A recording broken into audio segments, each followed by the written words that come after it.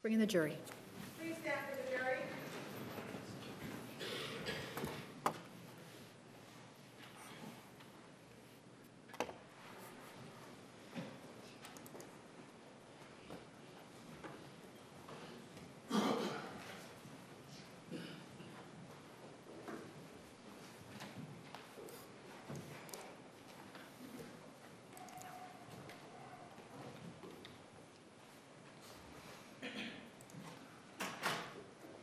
Please be seated. The record will show the presence of the jury, the defendant, and all counsel. Ms. Violette, you are still under oath. Do you understand? Yes. I'm going to continue to ask the jurors questions. Please explain why you feel Jodi is not manipulative, either before or after the killing, based on the review of statements and interviews. Based on the information that I have, I don't see a pattern of manipulation in the way I would define it. I haven't seen that in terms of her trying to, and I'm not sure exactly what this is in reference to, so it's a hard question for me to answer, but I think anybody can be manipulative. What I look for are patterns, and I didn't see them in the materials that I read in terms of her relationship with Mr. Alexander. So I'm not sure how else to answer that.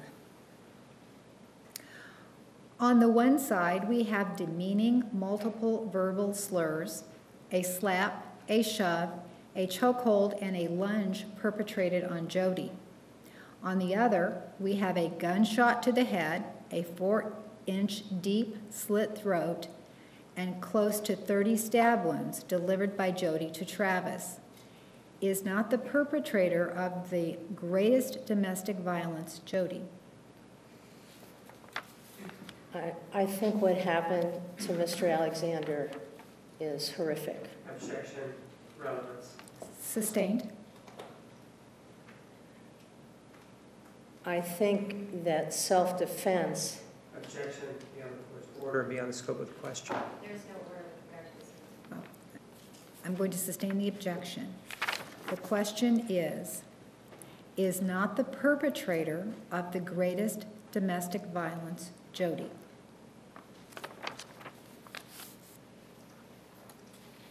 No. In the hypothetical given by Mr. Martinez about it being possible Travis was the one who told Jodi he wanted her to leave, if that were true, then isn't it likely Travis never hit her that day?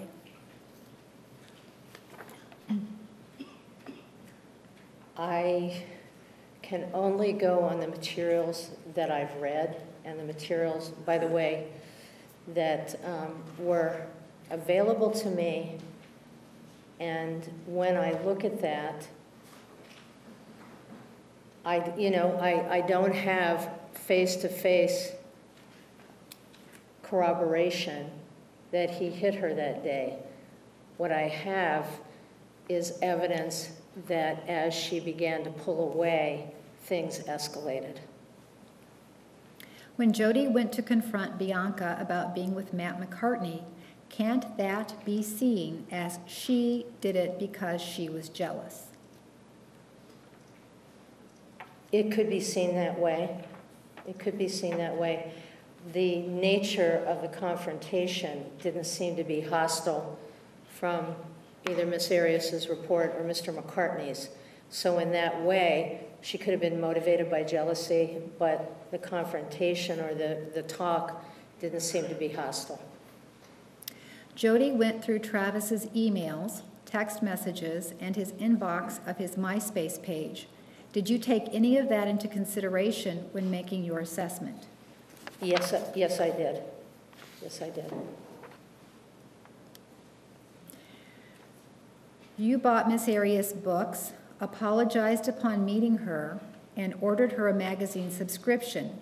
Did you do anything else to establish a relationship with Jodi? Simply talking to her and meeting with her would be the things that I did, spending the hours in jail talking to her. But No, nothing else. I mean, other than the conversation. Have you given her anything else? No, I haven't. Have you ever had any physical contact with her? Hugs, friendly touching, etc.? Well, I don't think so. I might have touched her arm, I don't know. But in jail, there's a screen or a piece of plexiglass, and you're, kept from that person. And that was my meetings with Miss Arias, other than what you've seen here in court.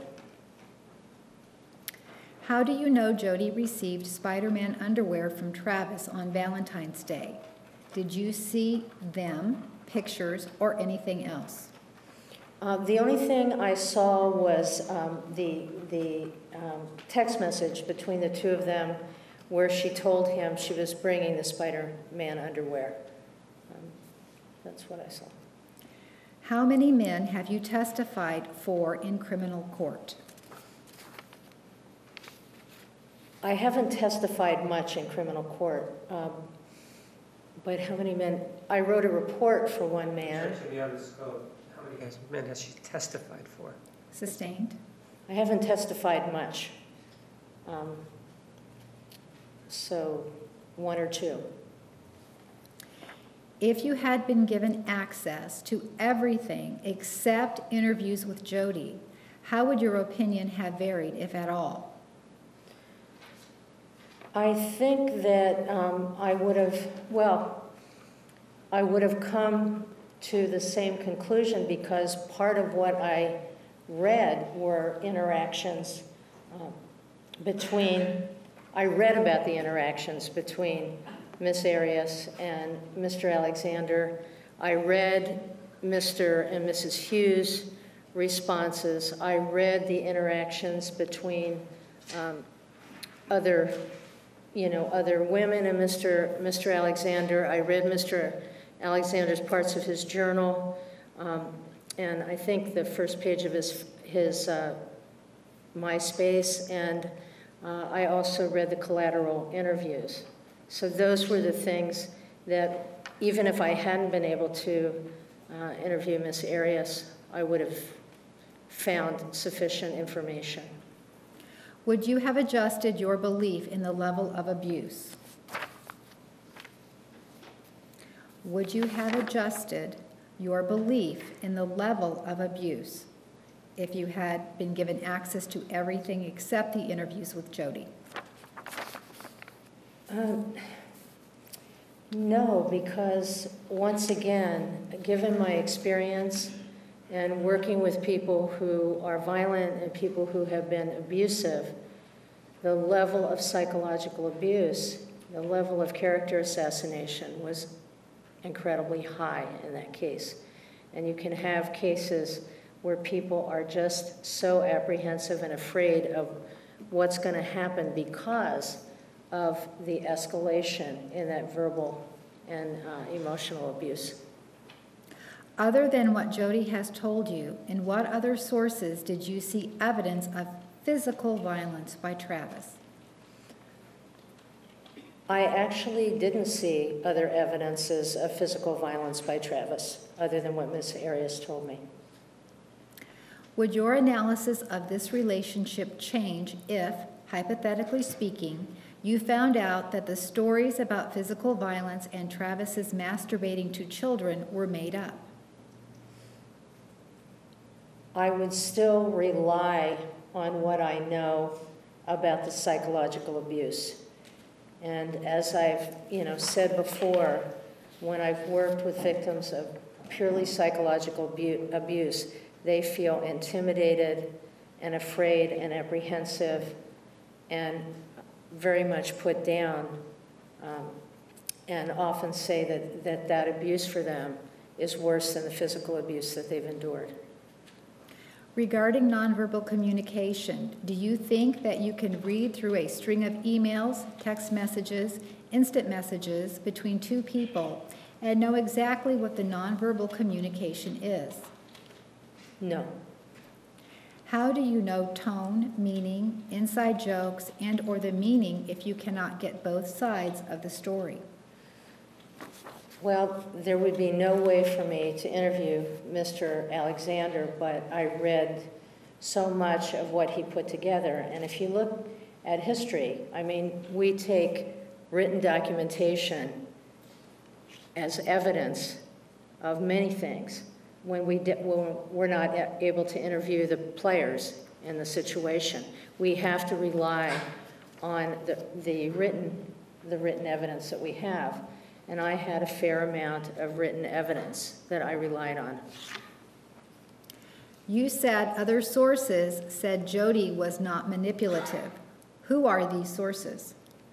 Mr. McCartney and Mr. Brewer, who were her previous boyfriends who she had longer-term relationships with. And when she was a little older, I didn't read about her being manipulative by her sisters or her brother. So there was this period when she was young and a teenager where I would have to say any of us who've been teenagers know we can be pretty manipulative. But as an adult, in her adult relationships, I didn't hear her described that way at all.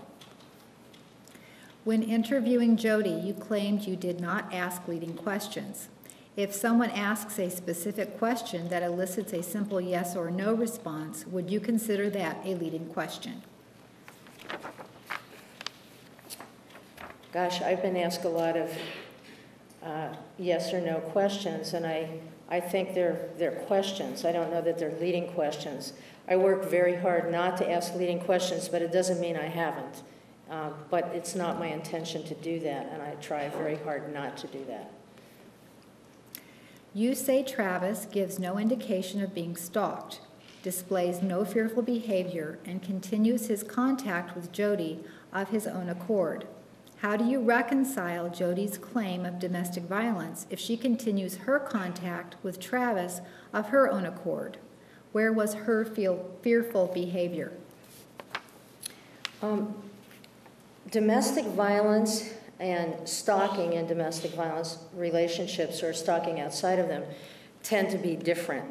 What you see most frequently with battered women is that they go back and forth, and that happens in most of these relationships. We don't see people leave and stay gone.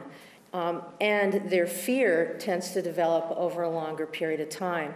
With stalking, fear tends to develop over a shorter period of time, and the relationship between the stalker, for instance, in domestic violence, when the real stalking occurs is usually when the person has totally left the relationship, and there is not a desire for ongoing contact.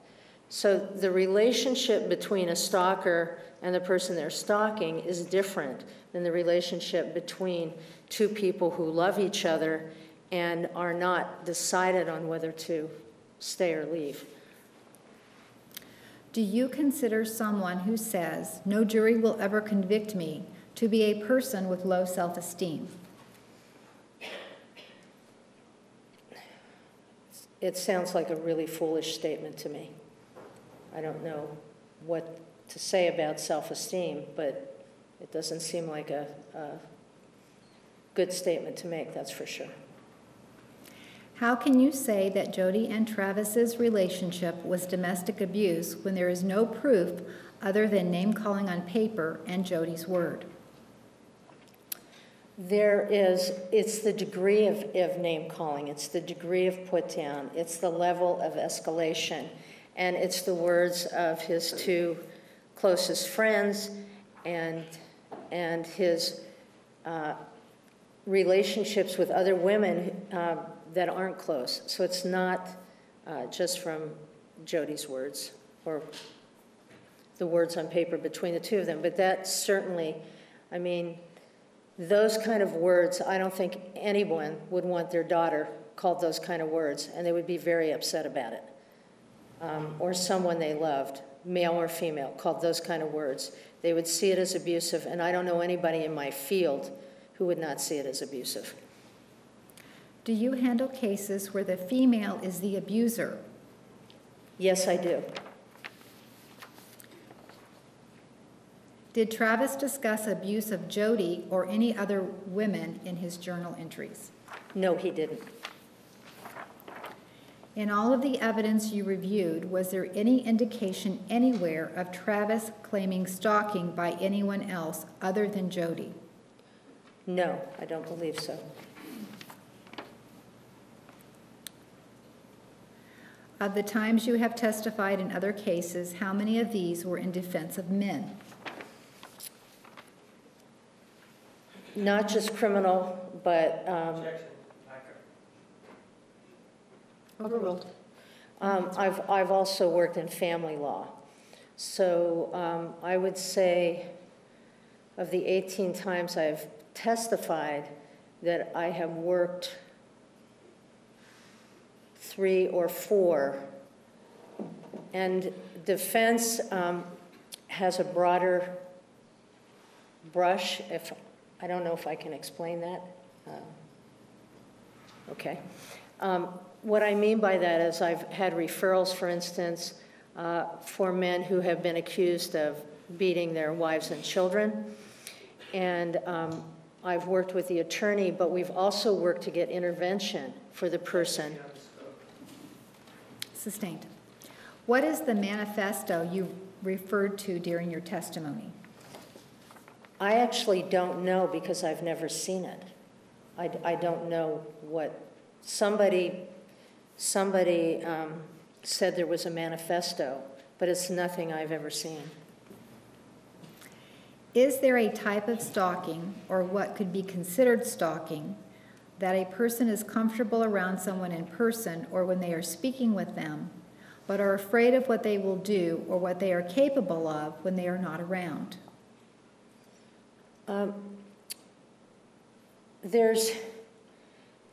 When you look at abuse and lower end battering, there's during the pull apart time when people are moving apart, coming back together, there's the disbelief from either person that the relationship is going to end. And in that case, they go back and forth together, and there might even be a protective order. They might get together for dinner. That's very common, actually, the violation of a protective order at the beginning of a case. So as long as they're still engaged in the relationship to some degree, there might be that back and forth, but that's not stalking. Stalking, what you see in domestic violence with stalking is once that stalker knows you mean business, once you're gone, that's when their behavior will escalate and get worse. When speaking of blackmail and being threatened, are you aware that Jodi threatened Travis by saying she would let out that he was a pedophile? I was not aware of that. Does that mean anything to you? Yes. Of course it means something to me. Yes. You stated that it would be beneficial for Jodi to write things she was lying about in her journal to buck up her story. How would she write about these things in her journal if her story didn't change until well after the killing, hypothetically speaking? If she had planned something, if she had planned on being separated from Travis, it seems like she would be building up a story that would include all of this. I don't see a plan here to separate from Travis and to build a domestic violence case. Regarding the text message from Travis to Jodi, where he is upset about her BS story from Michelle K. or Elena, what exactly was the BS story that Jodi told Travis? The BS story was that this woman came into the restaurant and told Jodi, that Mr. Alexander was having a relationship with Lisa Andrews, which in fact was true. Where did you get this information? Well, I got the information about which? The BS story. The information about the BS story actually came from looking at the overlap in the communications and what was said with what Ms. Arias gave me, but also reading what Lisa Andrews wrote. And she was, in fact, having a relationship with Mr. Alexander at the time, so it wasn't a BS story. You stated that Travis was the one lying in this message. How do you know this for sure? Because I read the information from Lisa Andrews, and Lisa Andrews was talking about their relationship at the time. So there was corroboration from Lisa Andrews. How can you know that Jodi's BS story was not a lie? Not the subject, but the actual story that was told. I can't. I don't know the actual story that was told to Mr. Alexander. You seem to believe that when the argument began between Jodi and Travis prior to the Havasupai trip, when he followed her upstairs, that he only wanted to pursue an argument. How do you know he did not want to get the issue resolved and calm her, and may have been embarrassed at her behavior in front of the Freemans? I don't know that, and I didn't use that heavily in my assessment. Can you explain how Ms. Arias can remember physical abuse incidents so vividly, but does not write anything, not even a reference to her feelings, in her journal? About the incidents, about those incidents? I'll read it again. Can you explain how Ms. Arias can remember physical abuse incidents so vividly, but does not write anything, not even a reference to her feelings, in the journal? I believe that, well, there were different places that she wrote references to her feelings, but I can't explain what somebody does, but I know that people remember things that they don't write down. You testified writings could have supported her statements. However, is it possible the incidents of abuse reported by Jodi were reported after the fact as a secondary gain to benefit her? That's possible. That's possible. I didn't rely just on her oral or verbal report. Do you have any evidence other than Jodi's word that Travis made her tear out pages and write only positive thoughts? No, I don't. Who from Jodi's past did you interview that you were able to rule out Jodi's manipulative behavior being a pattern? I wasn't able to interview anyone from her past directly. I was given the interviews that were done at the beginning and given all of them to review. So there were, I think, at least 20 collaterals. There were more collateral sources in this case than any case I've ever worked on. You told us at the beginning of your testimony that you like to meet with each individual before analyzing the relationship. We have heard Jodi's side of the story. Can you tell us Travis's side of the story? Well, by law, I can't interview. Rule 703, legal opinion. Overruled. You may continue. By law, I can't interview Travis's family. I obviously can't interview Mr. Alexander. I did review 7 hours of unedited footage regarding Mr. Alexander that people spoke very well of him in that interview, friends of his and his family, and I was able to look at that. I was also able to look at some of the things he did that were very kind and generous, and some of the ways that he made people laugh and motivated people. So I didn't feel for myself that he was a one-dimensional human being at all. I felt that there were very good parts of Mr. Alexander, that, and I see that with people I work with. You don't hook up and make a relationship with someone who doesn't have lots of good traits. You value those traits, and I think Mr. Alexander had some outstanding traits. You mentioned that stalking could fall under the abuse and battering columns in your continuum. If that is true, why is stalking excluded from those columns? Actually, because when I do that in training, when I talk about that, I call it normal stalking, which I kind of described as that period where neither party believes each other. I don't believe that you're going to leave, and you don't believe I'm going to stop hurting you. And so we pull back and forth. And so it is very common, for instance, that if a survivor takes out a protective order, that their partner, because it's worked in the past to push on them, believes that they can keep pushing. And it's not until the person actually enforces the protective order that they change their mind when they see you mean business. So I discuss it as normal. I call it normal stalking, but it really could be called the pulling away of the relationship. Is your continuum incomplete? Why not list all appropriate bullet points for the appropriate column? Oh, yes, my continuum is incomplete.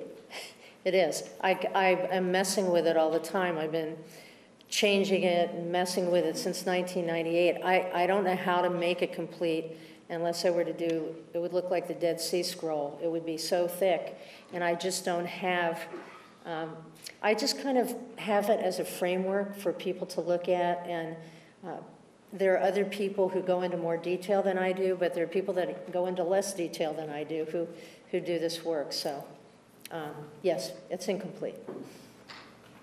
You stated that you have chosen not to take cases in the past because you did not believe an individual.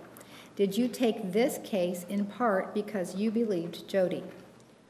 Yes. If you did not believe her, would you have chosen to turn it down? Yes. If you start out believing in an individual, doesn't that, by default, set up prejudices toward their partner? No, because I have had cases where, as I pursue them, I have found that I do not find this credible, and I have talked to the attorneys. I mean, what I say to people at the beginning of a case is, I can investigate this, and if I don't believe it, I'm not going to testify.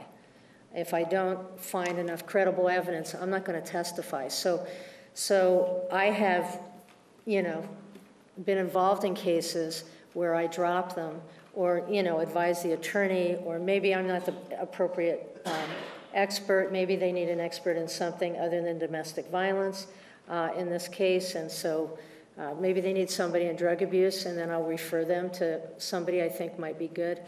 But I don't have a great retirement after 34 years. But Sustained. You stated that regarding anger, it is more common for someone to have a burst of anger than calm down. Is it possible that Travis's rants seem longer because they are being viewed in text form? Actually, they go on over a period, I believe, of 2 to 3 hours, which is pretty long, and then followed up with the other. Objection, lack of foundation. Which one? Sustained. Pardon? She's speaking generally. Well, continue with your response. There were long rants that the longest one I'm thinking of is like 2 to 3 hours.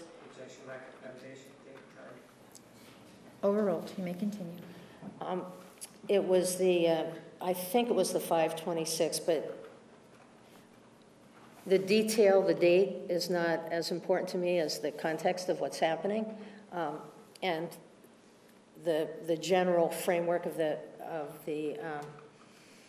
rant. But there was a follow-up. There was text message, and then, as I said, I get these things mixed up, the IMs and the text. But this went on for another, I think, it says when it started, and I think it went on for 16 pages or something like that. So it's an extensive length of time. Can you explain what you mean by a burst of anger? Could a 10 or 20-minute rant be described as a burst? A 10 or 20-minute rant could be described as a burst. What you would look at is what happens during that 10 or 20-minute. You know, when I work with somebody who's, you know, breaking things and throwing things in a 10 or 20-minute burst, it's different than somebody who's storming around the house or muttering under their breath. So you look at the quality of what's happening, not just the burst. If a couple has an argument that takes all day to end, can they still be in a healthy relationship? Yes, absolutely. Would that type of argument indicate abuse? It wouldn't have to indicate abuse at all, no. Is it possible for two people to be abusive to each other? Yes. Don't you believe that Travis making comments about a 12-year-old girl while having a phone sex conversation with Jodi is fundamentally different than Travis allegedly masturbating to photos of young boys? I think it's different. It's just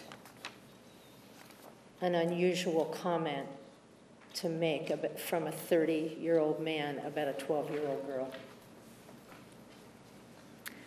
Would you characterize your knowledge of June 4, 2008 as light or incomplete? I think some of the detail of like where something happened, I'm clearer on it now, but I knew in general what happened. I was focused on what led up to June 4th and then what happened June 4th, and I think I know enough about what happened June 4th.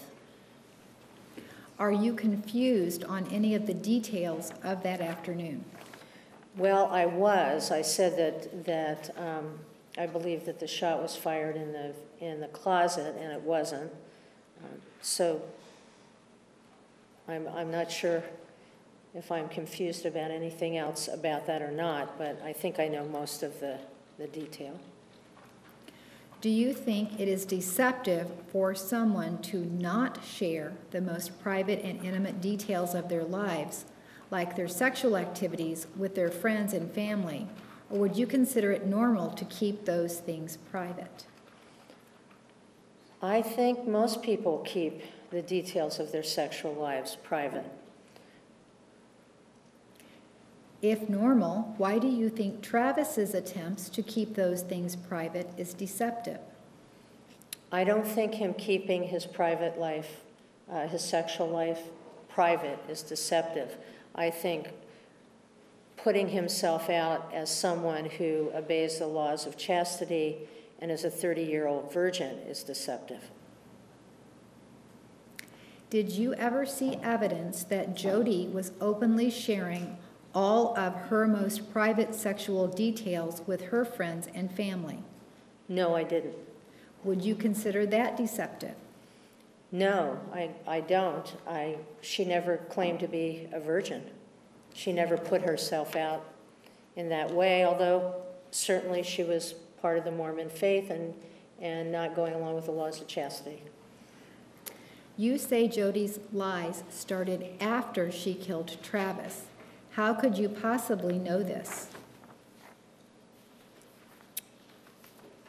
I can only go on the reports of people in her life prior to that. And once again, primarily the two men that she spent most of her adult, her 20s with. And that would be Matt McCartney and Daryl Brewer, neither of whom described her as a liar. Do you believe that Jodi was subjected to sexual degradation at the hands of Travis? I believe she participated in that relationship I believe that she went along with things. Some of the things may not have been her favorite things to go along with, and I believe that she wanted to be in that relationship and went further than she should and didn't honor her own boundaries. You stated that you saw no signs of Travis feeling or experiencing sexual degradation at the hands of Jodi, noting his desire to see Jodi in California, his actions on the sex call, and comments in various texts, instant messages, etc. Couldn't that same argument be made regarding Jodi's alleged sexual degradation, given her desire to see Travis, her actions on the sex call, and various comments in instant messages, texts, etc.? Yes, I've not heard, I've not heard Jodi say that she felt sexually degraded and humiliated. I have not heard her, to me, I have not heard her testimony, so I don't know what was said there. But she has not made claims in that direction. If you were to only consider the written conversations and journals, excluding your interview with Jodi, did you see abuse? Please explain. If I were to exclude the... If you were to only consider the written conversations and journals, excluding your interview with Jodi, did you see abuse? Please explain. I'm confused by that. I'm thinking that it's about Jodi's journal and my interviews with Jodi. If I excluded those things and still used the rest of the written documentation that I got, I would still see that as abuse. What level or degree would you place that abuse? I think the verbal abuse was in battering. I don't think it was in abuse. I don't think it elevated to some of the things I've seen in terrorism. It was definitely battering. Considering only the written conversations and journals, can you say you saw an escalation? The written conversation between Mr. Alexander and Ms. Arias? Correct. Oh yeah, I saw an escalation. You saw it over time. The rants got longer, the put-downs got worse, the anger, him talking about his own anger and being, seeing it as scary, that was all in there. You mentioned Travis was in a 7-year relationship with Deanna. Are you aware of anyone interviewing her to determine if she was a victim or survivor? I don't know if anyone interviewed Deanna. I didn't see anything that indicated that she was a survivor of abuse. Did you interview her? No, I did not. All right, it looks like we have some additional juror questions in the basket. Ladies and gentlemen, do you have any other questions for this witness? If so, please submit them now. Counsel, please approach.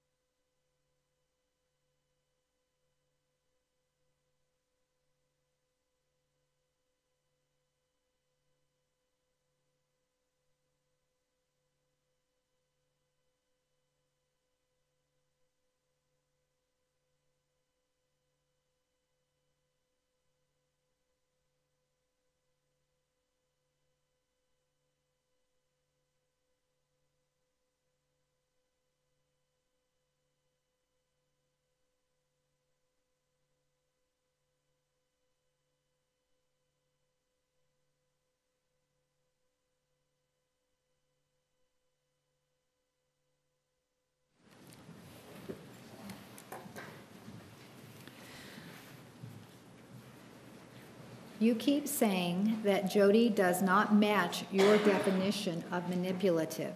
Is it possible that your definition of manipulation differs from others? Yes. Yes, it is. Is it possible that your definition is wrong? Sure. Yesterday, you were asked about Jodi being an abuser toward her mother, and you stated it was normal teenage behavior. Do you honestly believe that hitting and kicking your parents are normal behavior at any age? No, I don't believe I said it was normal teenage behavior. I said it was not appropriate teenage behavior, but it is behavior that teenagers do. Do I think it's good behavior? No, I don't think it's good behavior.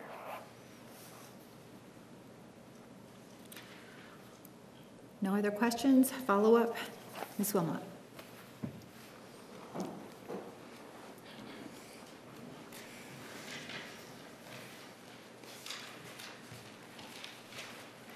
Good morning, Ms. Violette. Good morning, Ms. Wilmot.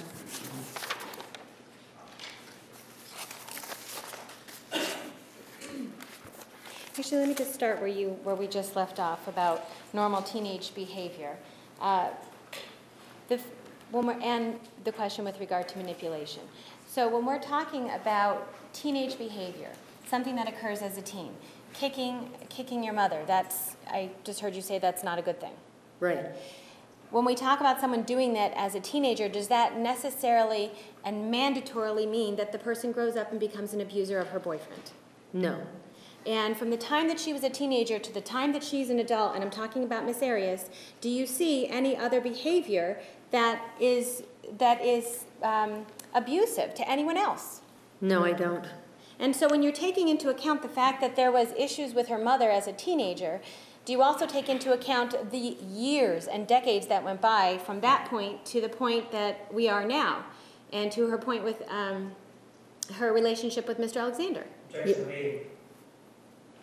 I said, do you? Overruled. Do you take into account the fact that there's a decade more than a decade between the time of an issue with her mother to the time that she's in a relationship with Mr. Alexander? Yes, I do. And so if there's no patterns between that time, patterns of abuse with other people or any pattern of abuse with regard to Mr. Alexander, is that important to you? Yes, it's very important to me. And in any way, does that mean that you condone her behavior as a teenager? No, I don't condone her behavior as a teenager. And speaking of when she was a teenager, are you also aware of the fact that her mother hit her? Yes, I am. And so if there was this, if her mother was hitting her, which has not been discussed as much, but if her mother's hitting her and then we hear that she hit her mother, does that add to the understanding, perhaps, of how she acted as a teenager? It could, yes.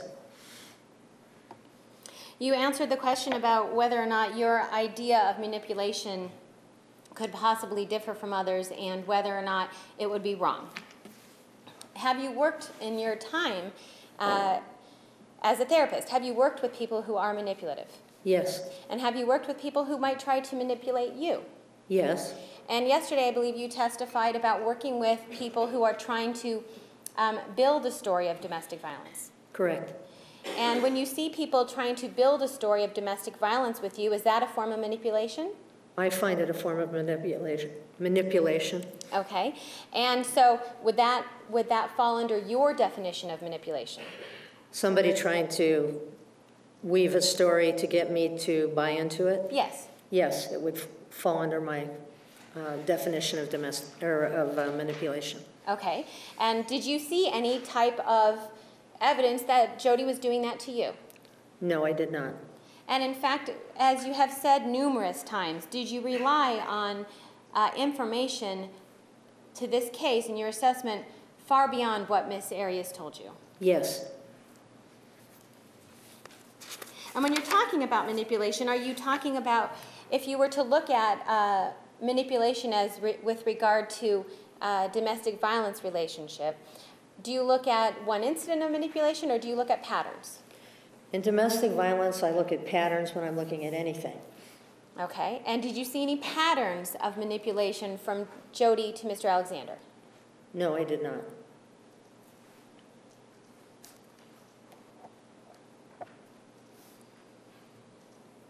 There was questions about whether or not you found Miss Arias to be sexually degraded.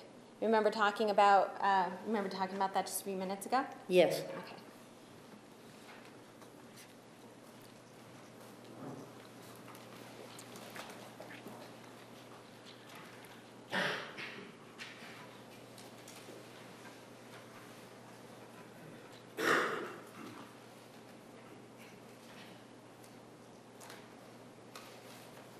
All right, well, I think we all know what your continuum looks like by now, right? And I know you do, right? Yes. Okay, and so in your continuum, does it list stalking just under terrorizing?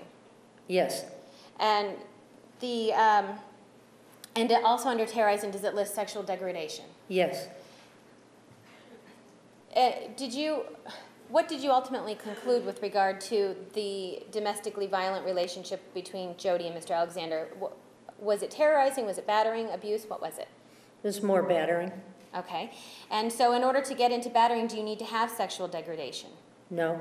And did you find any sexual degradation with regard to Jodi? It seemed that they were both involved in the sexual relationship. Okay. And at some point, you were asked about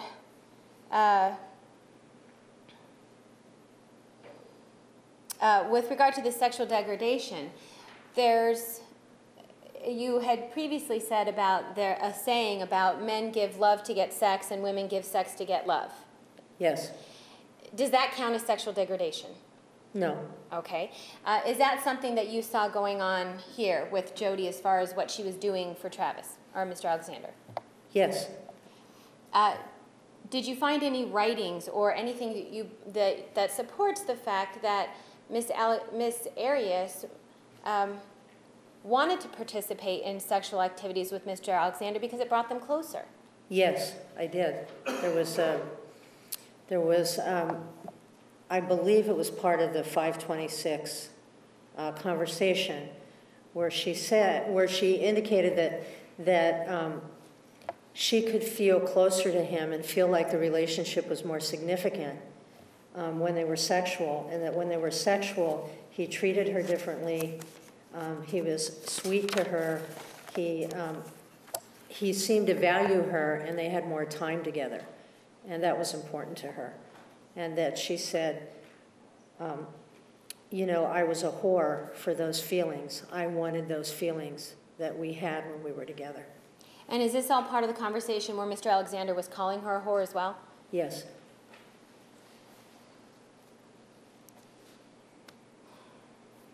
With regard to that particular conversation and conversations prior to it, and when I say conversations, I mean in written form, right? You were asked questions about character assassination, and isn't that just name calling? Right? Do you remember that? Yes. So, in particular, on May 26th, the conversation that goes on, and we know, I don't believe, do you know the time of how long that conversation took place with regard to the instant messaging? I get mixed up, but I think that's the one that's about 2 to 3 hours. I think that's the one. I'm not sure. I'm not sure what's the instant message and what's the text. Okay, instant messaging is the one that has the line after line after line, and the text messages are the one that have boxes. So the one that has line after line, is that about 16 or 18 pages? Yes. Okay, and so in that conversation, is that the conversation where you see character assassination?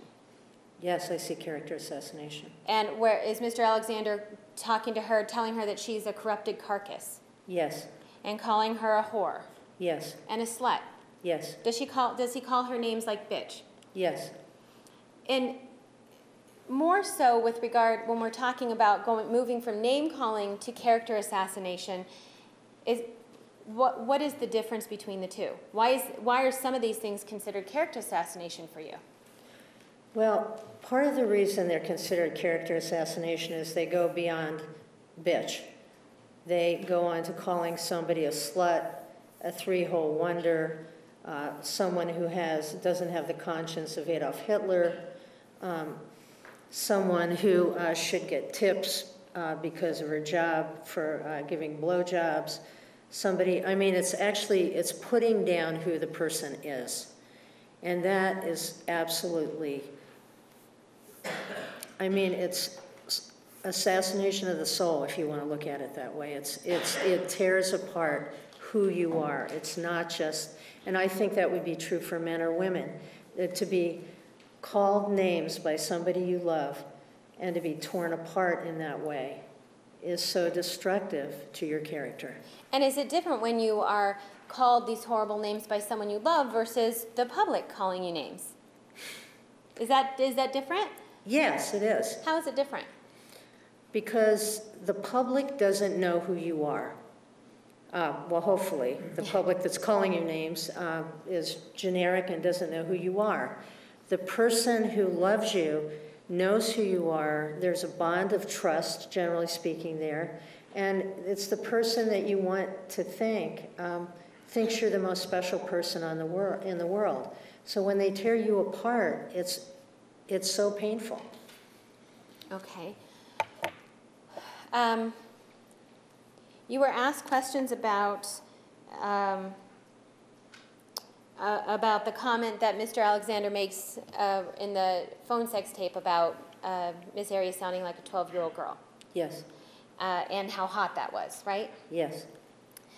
Regardless of whether or not he spoke of a girl or whether he was masturbating to pictures of little boys, either way, aren't both of them considered children?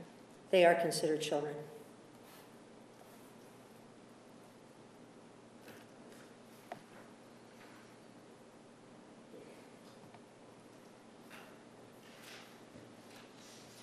With regard to your continuum, the fact that you didn't write or list the names stalking under battering and abusive, does that make your continuum incomplete?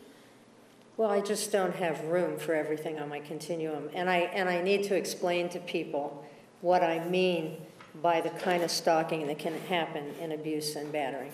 Okay. And is that a different kind of stalking then than what you see under terrorizing? Yes. Or very high on battering. Or very high, okay.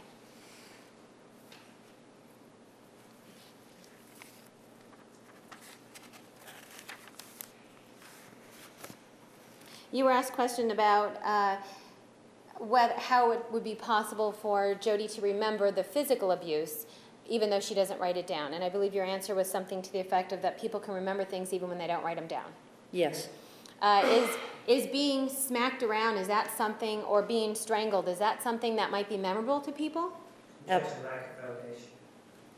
What would, approach, please.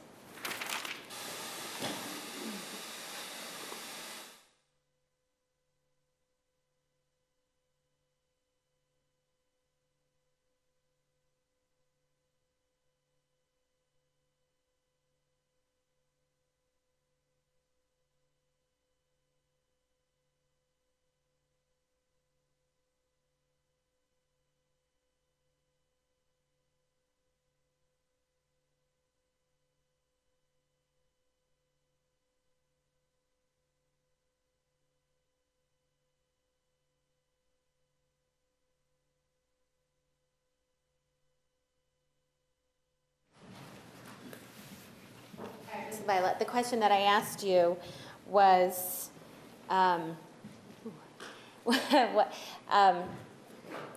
talking about, lost.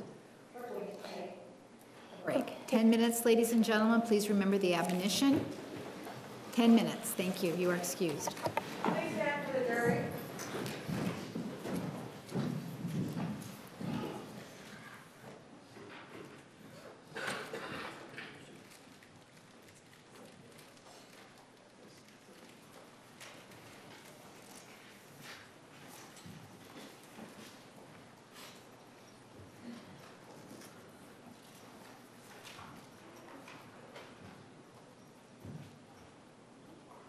Oh, yeah.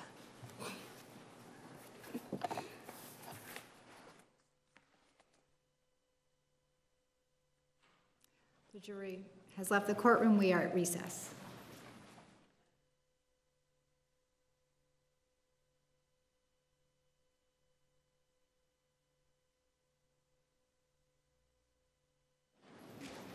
Thank you. Please be seated. Ms. Violette, please take the stand.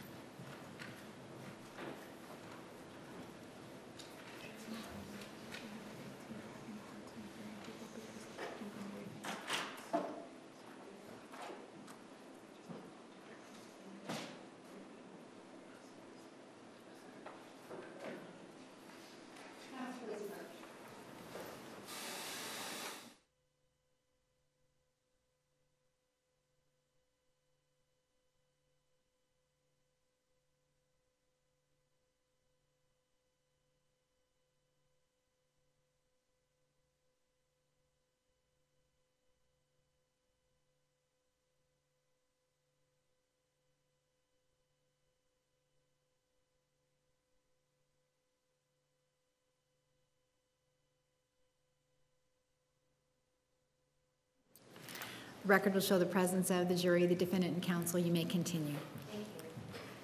Ms. Violette, I was asking you about whether or not being strangled and kicked and slapped, is that something that could be memorable to people based on your experience? It would absolutely be memorable to people. And so even if somebody doesn't write it down, you think it would be easy for someone to remember those things? Yes. We were talking about the rants and sustaining anger and a burst of anger. Remember those questions? Yes. And if we look at the May 26th text message, and this is Exhibit 450, even if we don't start way at the beginning, but if we start where there seems to be some anger noted, we're looking at the time at 4:03. Do you see that? Yes. And then we go through and there's some, this is where Mr. Alexander is going on and calling her names, things like that, right? Correct. And then we don't see an end to it until 9:17. Yes. So is that about 5 hours? Yes, it is.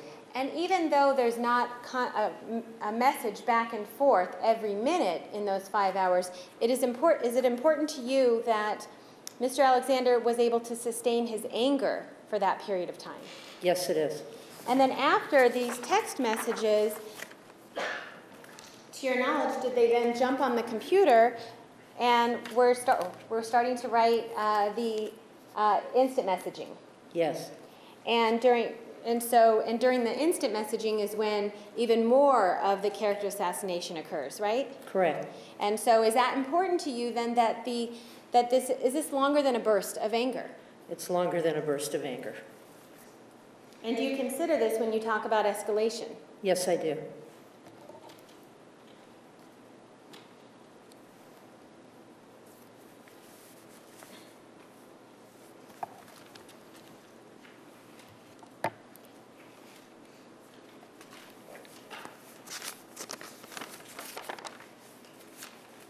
You asked a question about whether or not you were aware that Ms. Arias threatened to expose Mr. Alexander for his pedophilic activity, right? Correct. And you said you were not aware of that.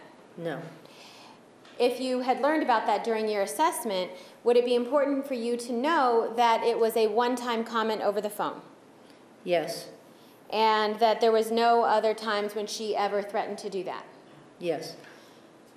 And is it important for you to know that it was something that Ms. Arias believed to be truthful, that it actually...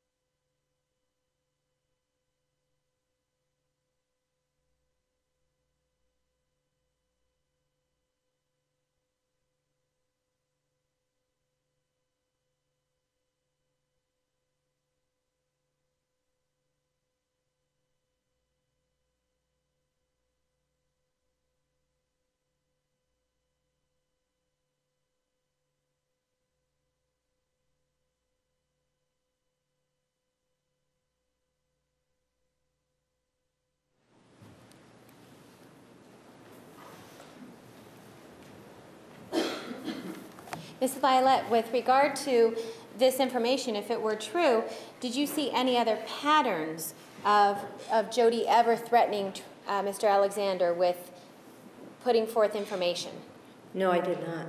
Did you ever see any patterns of her threatening him to expose him for his sexual activities? No, I did not.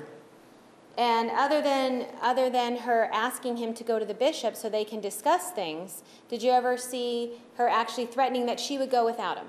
No, I did not. And to your knowledge, did Mr. Alexander refuse to go to the bishop? Yes, he did.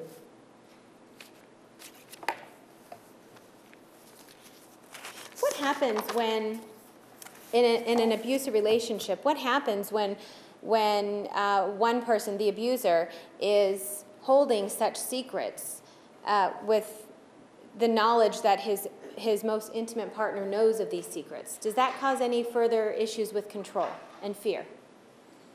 Yes, it does. I mean, that person knows the most about you, and they have the ability, if they chose, to expose who you are or what you've done to the people who mean the most to you and might hold your livelihood in their hands, and certainly your spiritual safety in their hands. And so could Mr. Alexander feel the need to control Miss Arias regardless of whether or not she ever threatened to expose him? He could.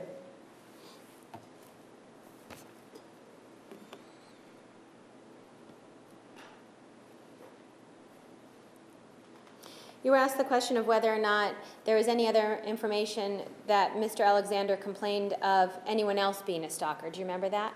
Yes.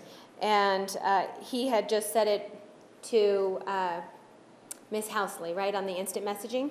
Correct. And was it during that conversation, as you read that part of the conversation as a whole, was there smiley faces and ha-ha-has written in there as well? Objection, lack of foundation as to the time when the statements were made. During that same conversation, that's what I said. Overruled. Yes. Are you aware that Mr. Alexander kept Miss Arias away from his previous girlfriend, Deanna? Yes. Objection, lack of foundation. Sustained. Did you speak to Miss Arias about this? Yes. And based on that, are you aware that Mr. Alexander advised Miss Arias that Deanna was crazy? Yes. And did so in an effort to keep them separated? Objection, state of mind. Judge, may we approach?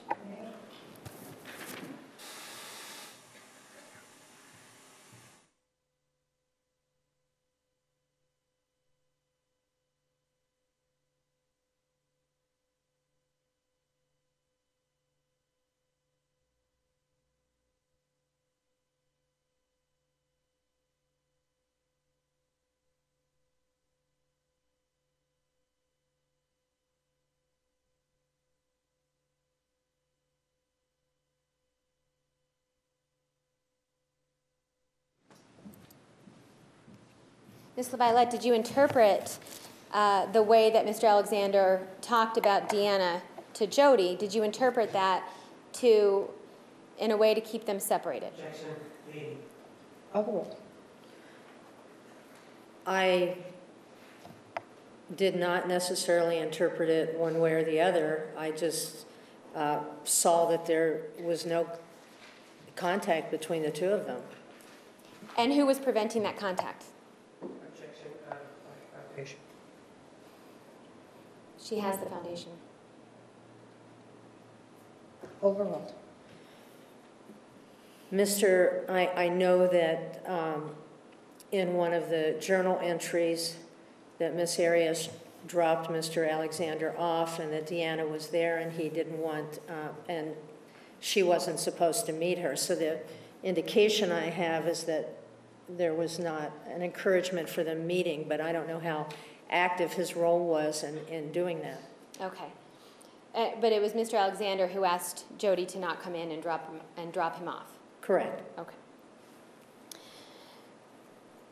You were asked questions about Mr. Alexander's journals. Do you remember those? Yes. And whether or not he discussed the fact that he abused Jodi in those journals. Yes.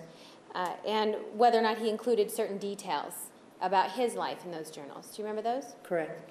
So, in the journals of Mr. Alexander that you read, did you ever see him discuss anything about taking a trip to have a soup fight with Jodi? I don't recall seeing that, no. Did he write extensively about his activities with Jodi? No, he did not. Did he write about his tirades that he had with Jodi? No, he did not. Did he write about the character assassination and name-calling that he did to Jodi? No, he did not. And ultimately, in reading the instant messages between the two of them, are you aware that these things actually happened? Yes, they did. But they were not contained in his journal? Correct.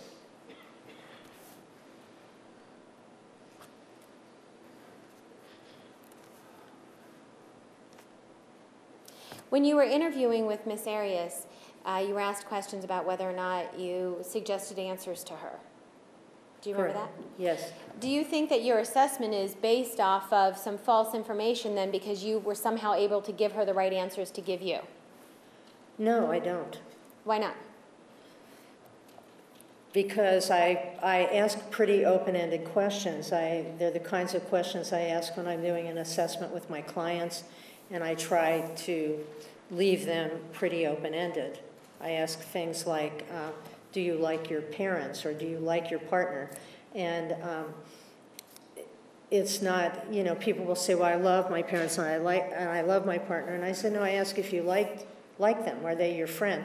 I want to know sort of the status of the relationship, how each person sees it. Do they believe they can trust the other person? So I try to ask open-ended questions. It doesn't mean I always succeed. Okay. Well, specifically with a question that you might have asked about whether or not she used sex to quell his anger. Yes. At that point in time, had you already been speaking with Jodi for quite a while? Yes. And so had she already given you scenarios about when they would have sex or have sexual contact, things like that?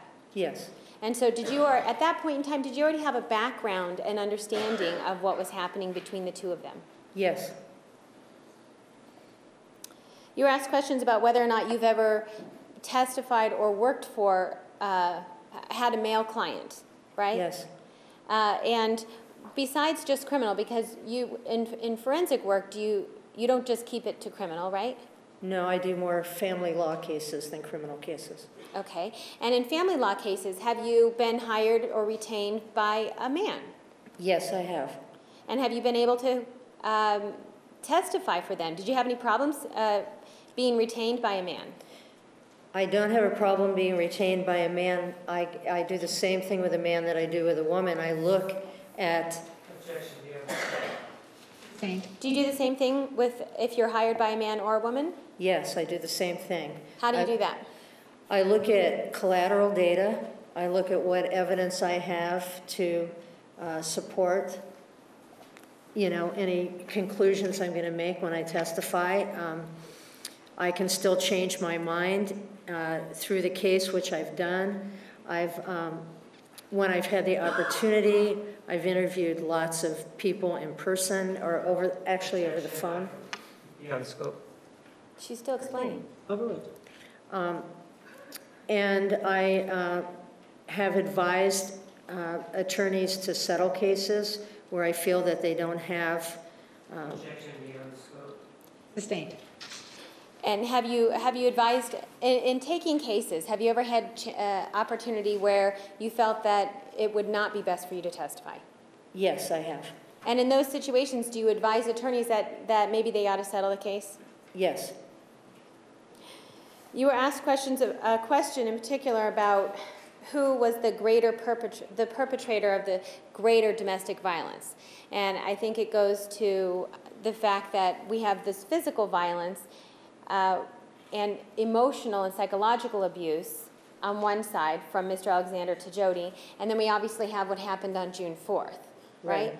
Objection, wrong question. I think. I don't know what. Overruled.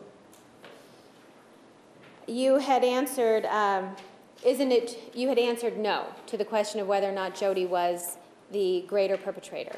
Yes. Why? Because the domestic violence was prior to June 4th, the defensive episode was on June 4th. And so when I look at something as potentially self-defense, I would see that as, I mean, it's certainly violence. There's no hiding that it's not only violence, it's a lot of violence. When someone is acting to defend their lives, I think they do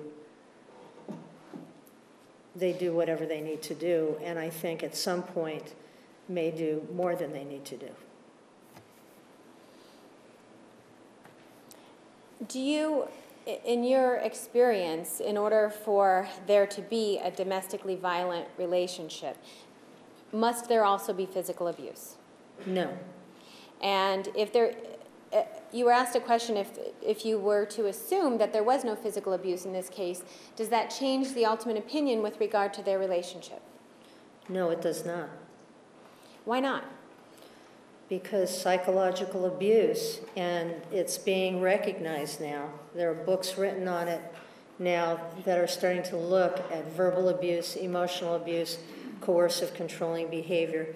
Those books are being written now because of the testimonies of people who are on the other end of those kinds of abuse, and the sort of apprehension that can develop with no physical violence. I've worked with people who come into my office and they're shaking and they're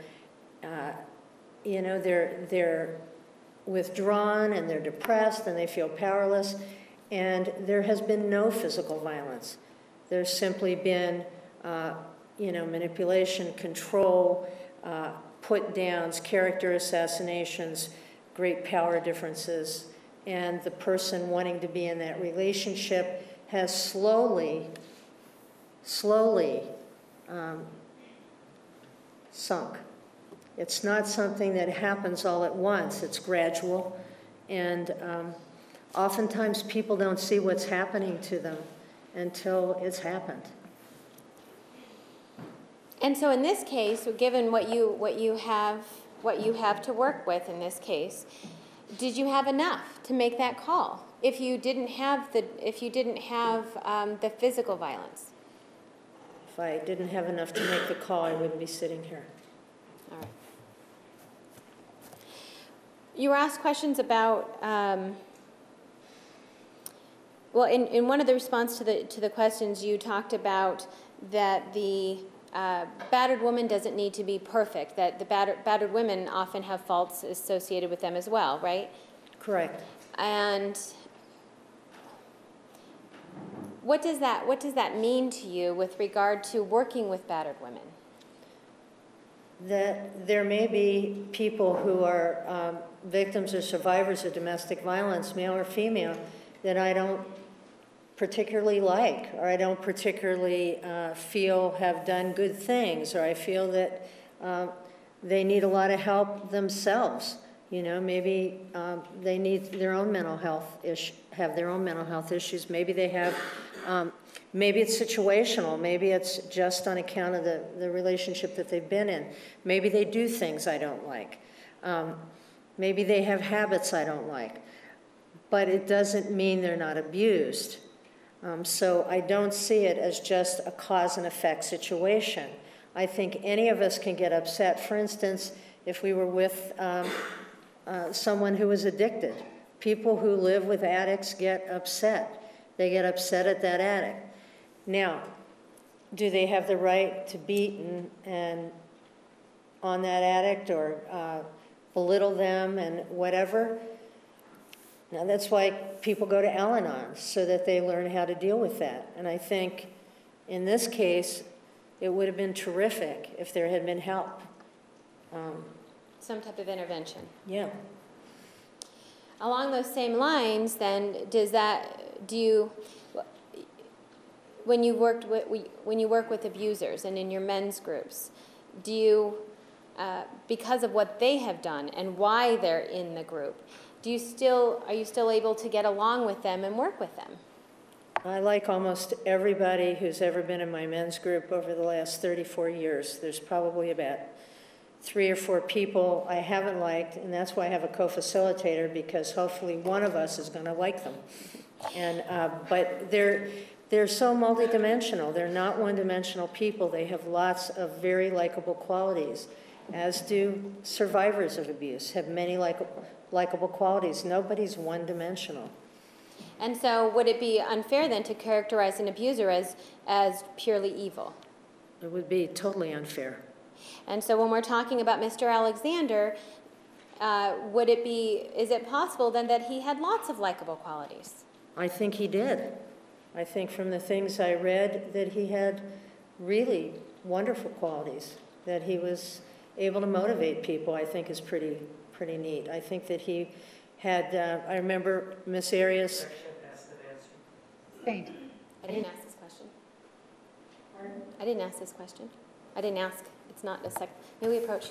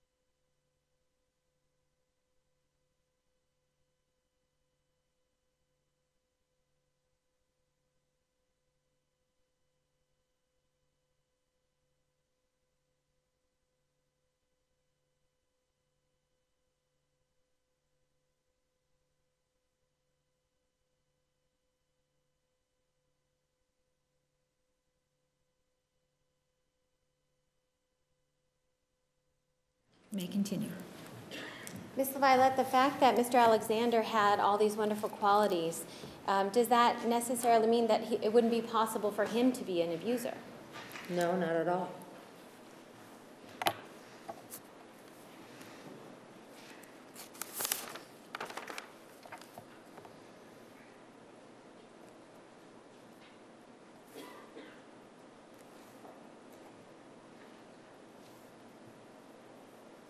You were asked a question about a text message between the two of them where Mr. Alexander tells Miss Arias to empty out her voicemail, right? Correct.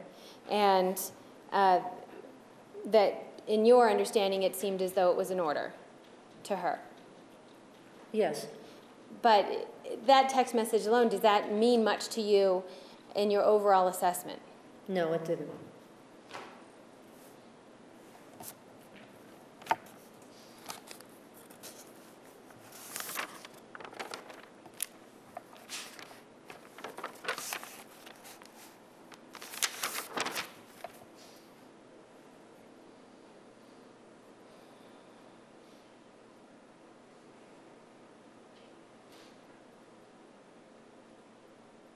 You were asked a question about when Miss Arias was being strangled and the fact that she didn't fight back, right?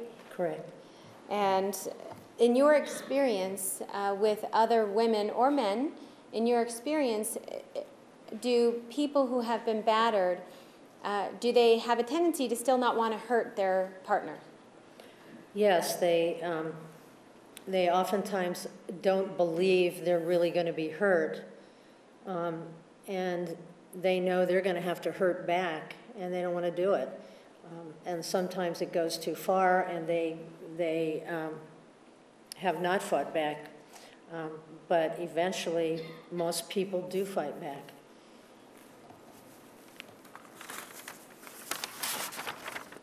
You were asked about this being a love-hate relationship, and you put it, and you talked to us about characterizing love-hate relationships more in a conflict, high conflict type relationship. Yeah.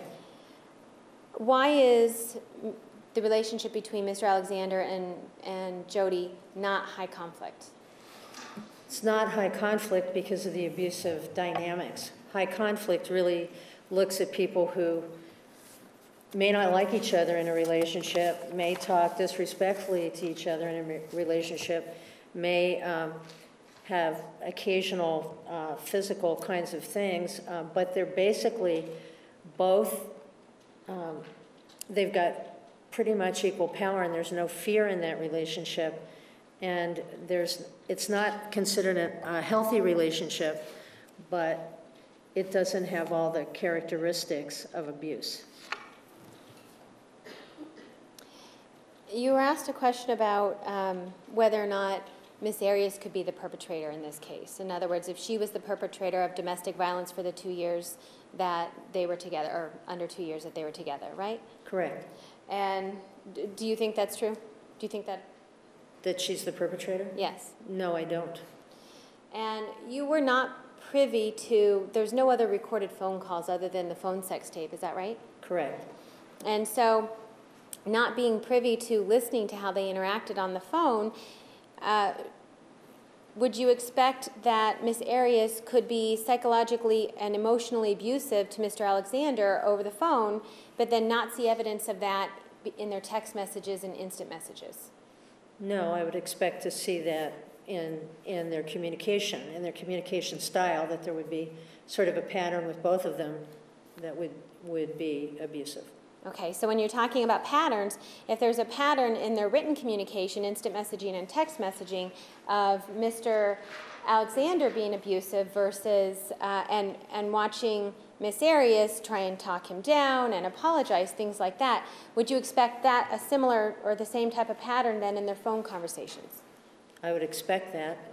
I don't have the phone conversations, so. Okay, but just that you would expect it? Yes. Okay.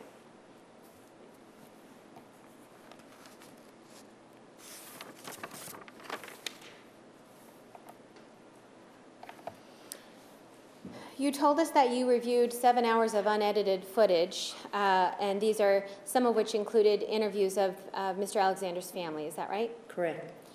And is that the only access you were allowed to have to Mr. Alexander's family? Objection. Yeah.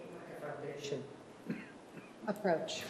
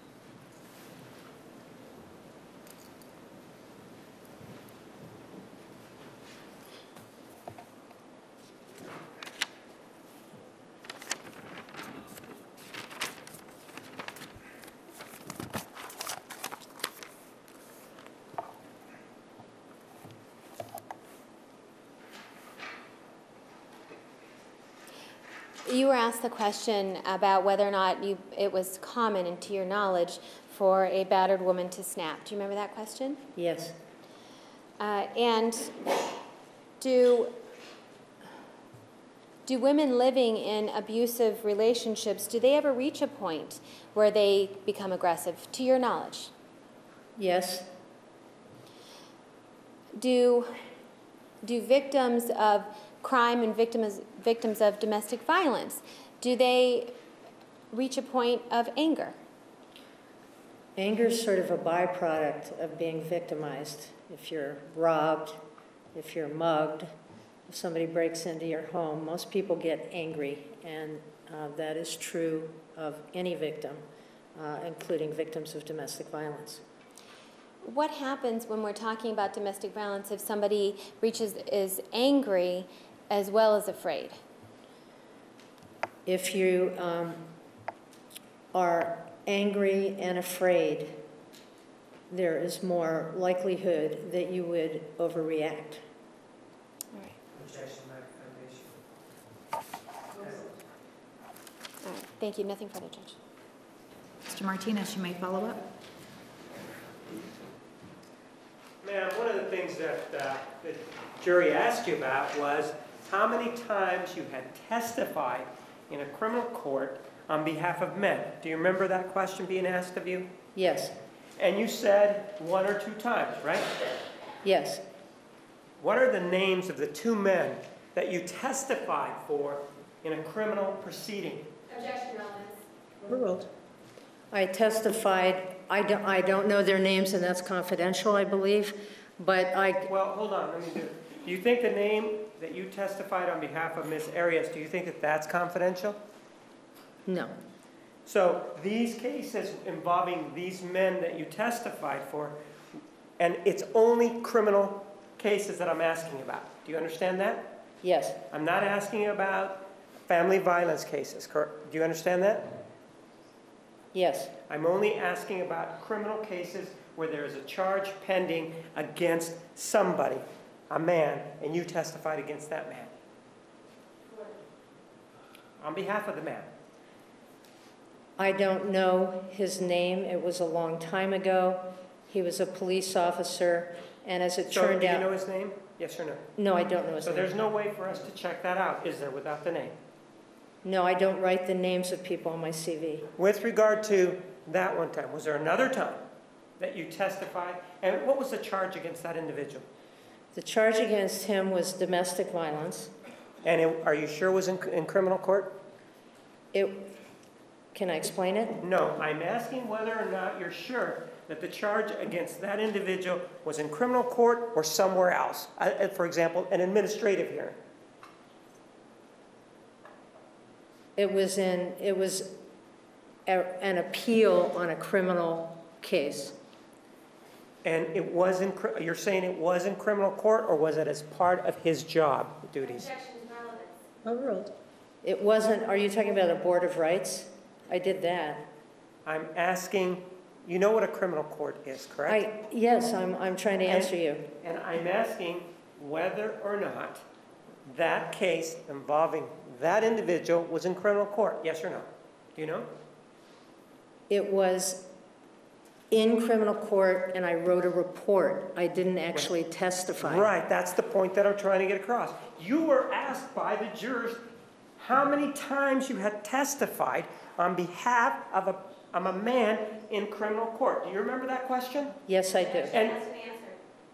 Overruled. and you remember that you said 1 or 2 times, right? Objection, asked and answered. Sustained. Well, you told us about this individual that we've just been talking about, this police officer. You did not testify in front of a criminal court, did you? No, I didn't. So you misrepresented something to the jury, didn't you? Objection, Mischaracterizes her testimony. I was Yes or no?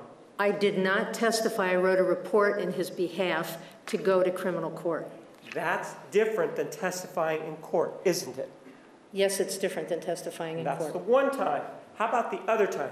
Give me the name of the other individual. I said once or twice. That maybe, I don't have my CV in front of me. I have 60 cases. What I wrote down was how many times I've testified, period. Then I wrote the numbers of civil cases or family law cases and the number of criminal cases. I don't know the names of everybody because that spans over 29 years. Your CV doesn't include, you said, I don't have my CV in front of me, so I can't tell you the other case that I testified to in criminal court. Your CV does not include the times that you testified in criminal court, does it? Specifically, it doesn't, does it? Yes, it says testified in different times. It says you testified at different times, but it doesn't identify the cases specifically, does it? I don't write the names of the people down, if that's what you're asking.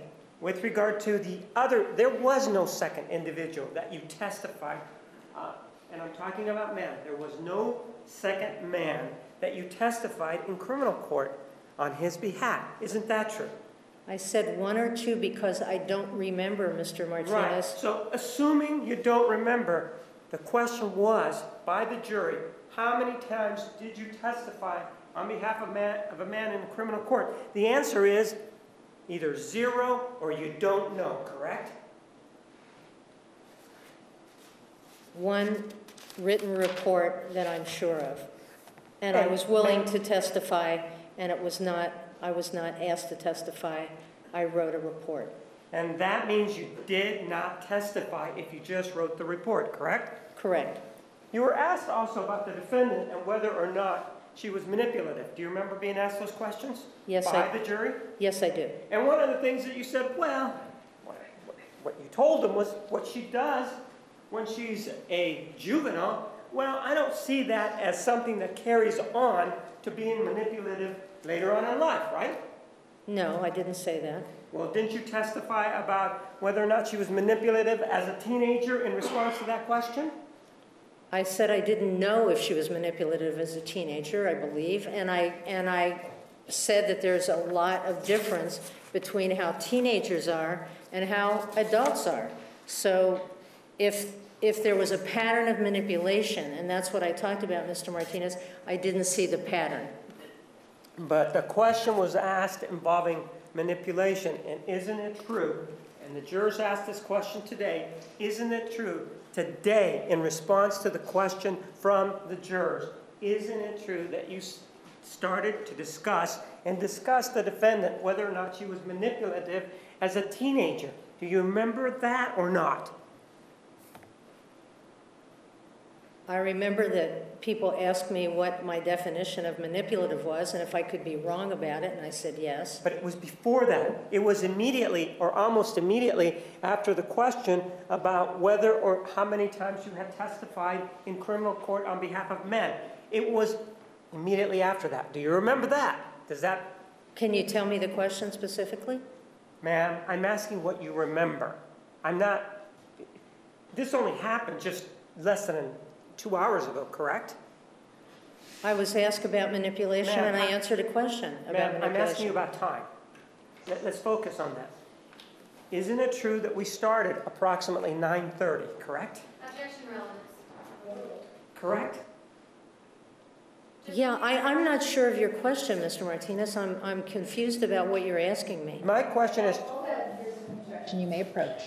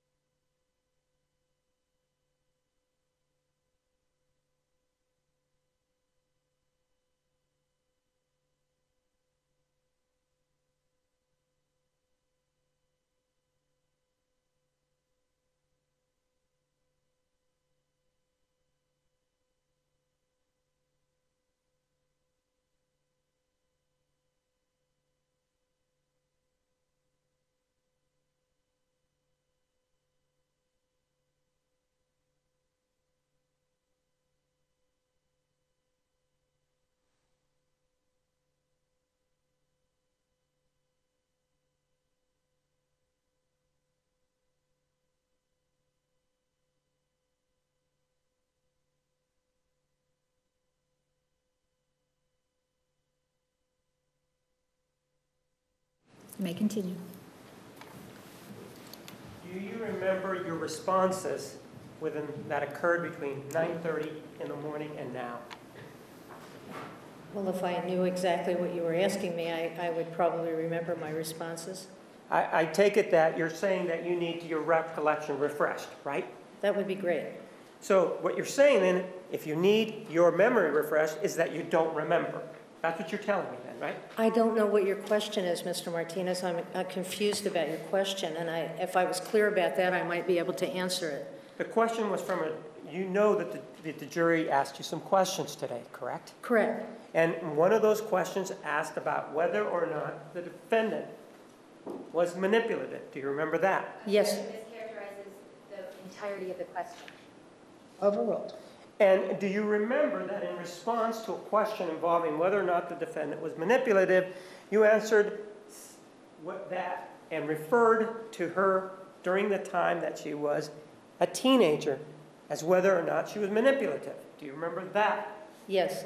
And you said that, well, the information was received from somebody, and during that time, she may or may not have been manipulative, depending on the way you look at the definition, right?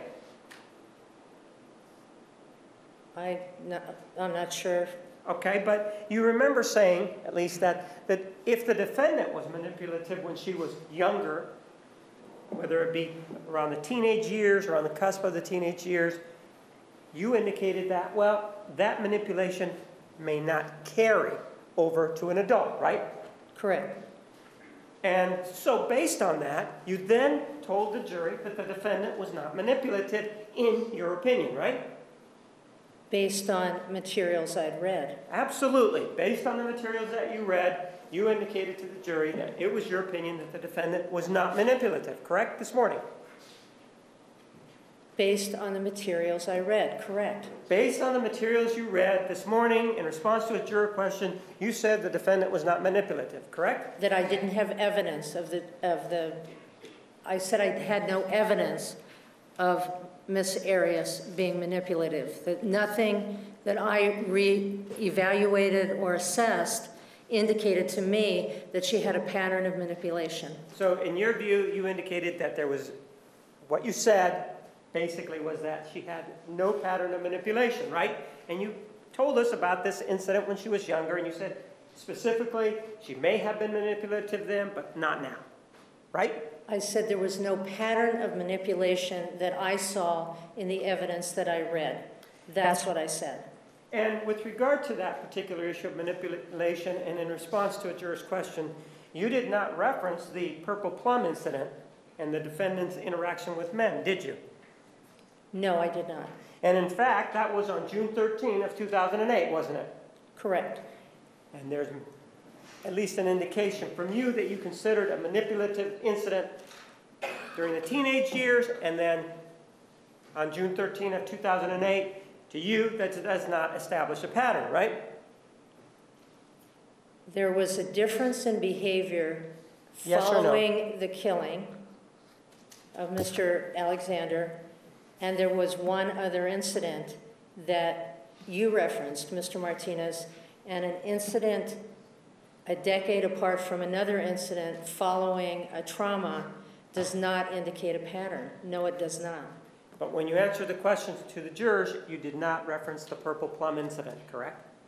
No, I didn't.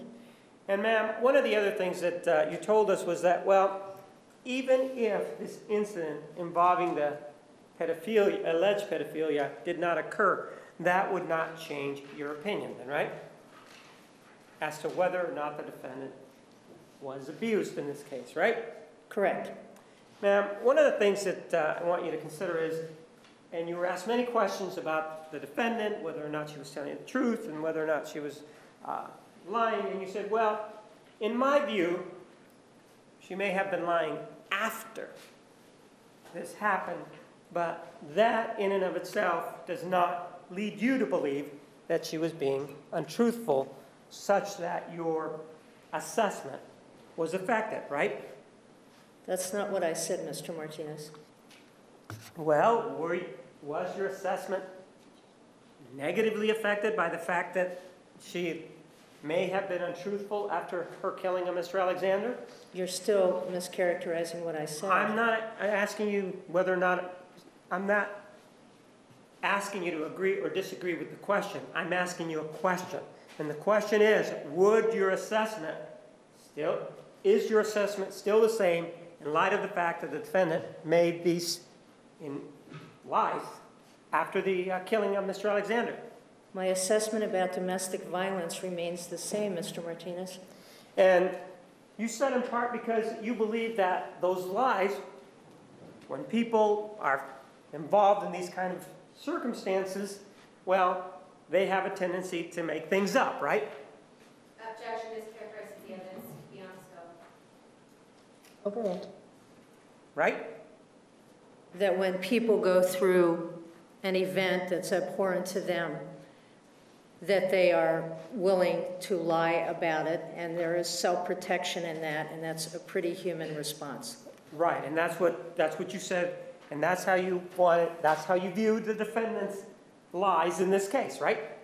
I saw no pattern of lying. I'm not asking you if you saw a pattern of lying. You just gave me a definition of what people do after an abhorrent event. I'm asking you if that is how you saw the defendant's lies in this case, yes or no? Yes.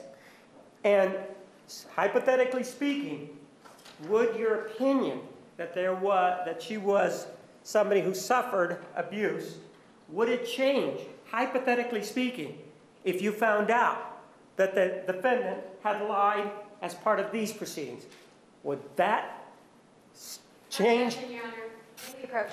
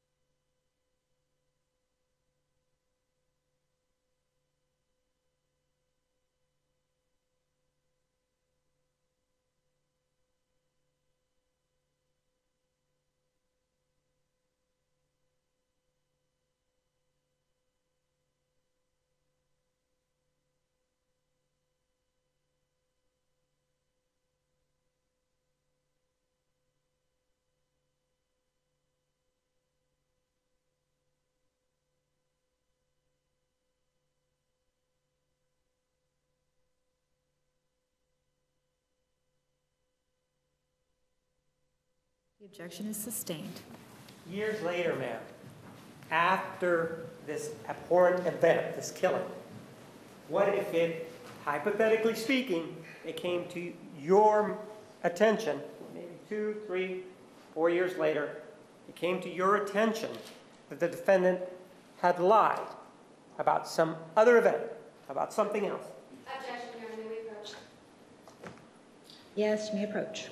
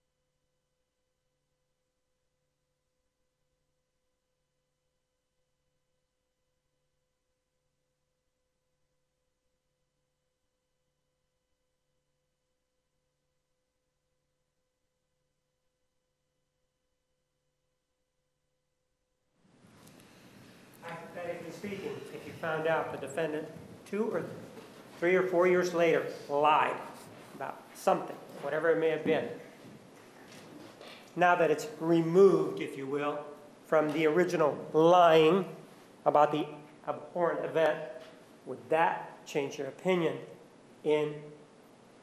would that change the assessment opinion that you rendered in this court? It would depend on what the person lied about. No, I'm asking about the defendant. I'm not asking about a person. I'm asking about It would the depend on defendant. what Ms. Arias lied about. It would depend on, once again, I'm looking at a pattern. I look at patterns, Mr. Martinez. I don't look at 3 isolated instances. I look at patterns of behavior. So it would depend. I would take that into account, but I would also want to look at the quality of what you're talking about. So Because there's a little white lie, there's a big lie, there's a lie that affects, I mean, I don't know what kind of lie you're talking about. So what you're saying to me is that to you, a lie really is not a lie, right? Objection is characterized as arrest. Testimony. Overruled. Right? That's not what I'm saying at What all. you're saying is that, well, if a person, it's a little white lie to you, that's no big deal, is what I hear you saying. Is that true? That's not what I'm saying. Well, isn't a white lie, a little white lie, the same thing as a big lie because they both involve misrepresentation? Isn't that true? Overruled. If I'm asked by someone I like, if this makes them look fat and I say no, that's a little white lie. Objection. There's an objection. Objection, non-responsive. All right, ask another question. Ma'am, what you're saying is you not only are someone who can be somewhat of a lie detector, you're also saying that your experience goes even, or your assessments can be tainted by the fact that some lies you'll consider white lies, some are medium type lies, and some are very big lies, right? Objection, compound question. Overruled. What I'm saying is there's a difference in lies, the quality of lies, and there's a difference in a pattern of lies, whether you characterize somebody as a liar or you characterize somebody as occasionally saying something that isn't the truth, which, by the way, most human beings have done. So I have to look at the context, Mr. Martinez.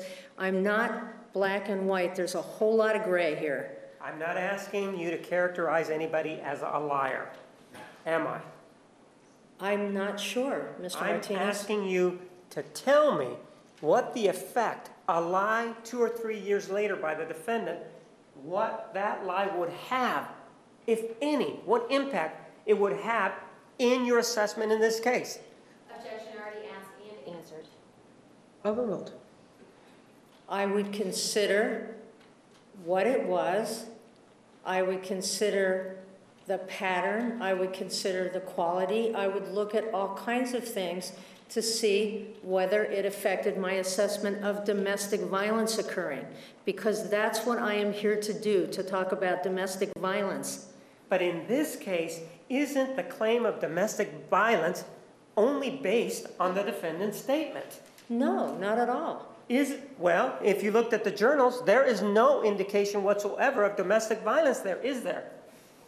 I didn't just look at the journals, Mr. But Martinez. ma'am, I'm asking you about the journals specifically. Isn't it true that the journals don't include any indication of domestic violence, correct? It alludes to cruel, harsh behavior. Show me, if you can, point to me where it says, in those journals, Mr. Alexander choked me. Objection There's asked no- and answered. Overruled. Is there? There's no specific allegations of domestic violence. And so in this case, what you're telling us is that you're relying on the defendant's word, correct? Objection Incorrect. asked and answered. Incorrect. Your opinion, ma'am, in this case, really, if we look at it, is only as good as what you've sort of been telling us in this case, right? I am unclear about what Well, you mean. let's do it this way. Isn't it true that with regard to a juror question just now, you told the jury that you had testified on 1 or 2 occasions on behalf of a man? Do you remember telling us that? Answered. Sustained. And ma'am, afterwards, you indicated that, well, you didn't testify that you wrote a report, right? Objection asked and answered. Overruled. Judge, may we approach? May approach.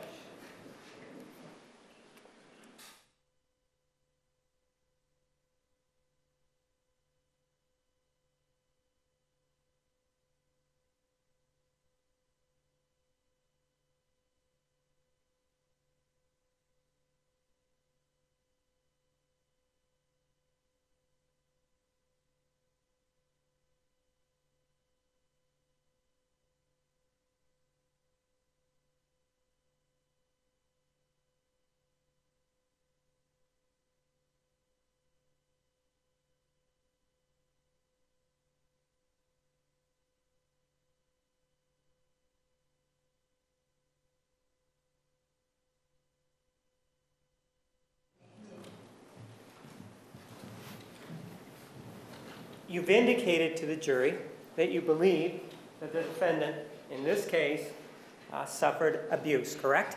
Correct.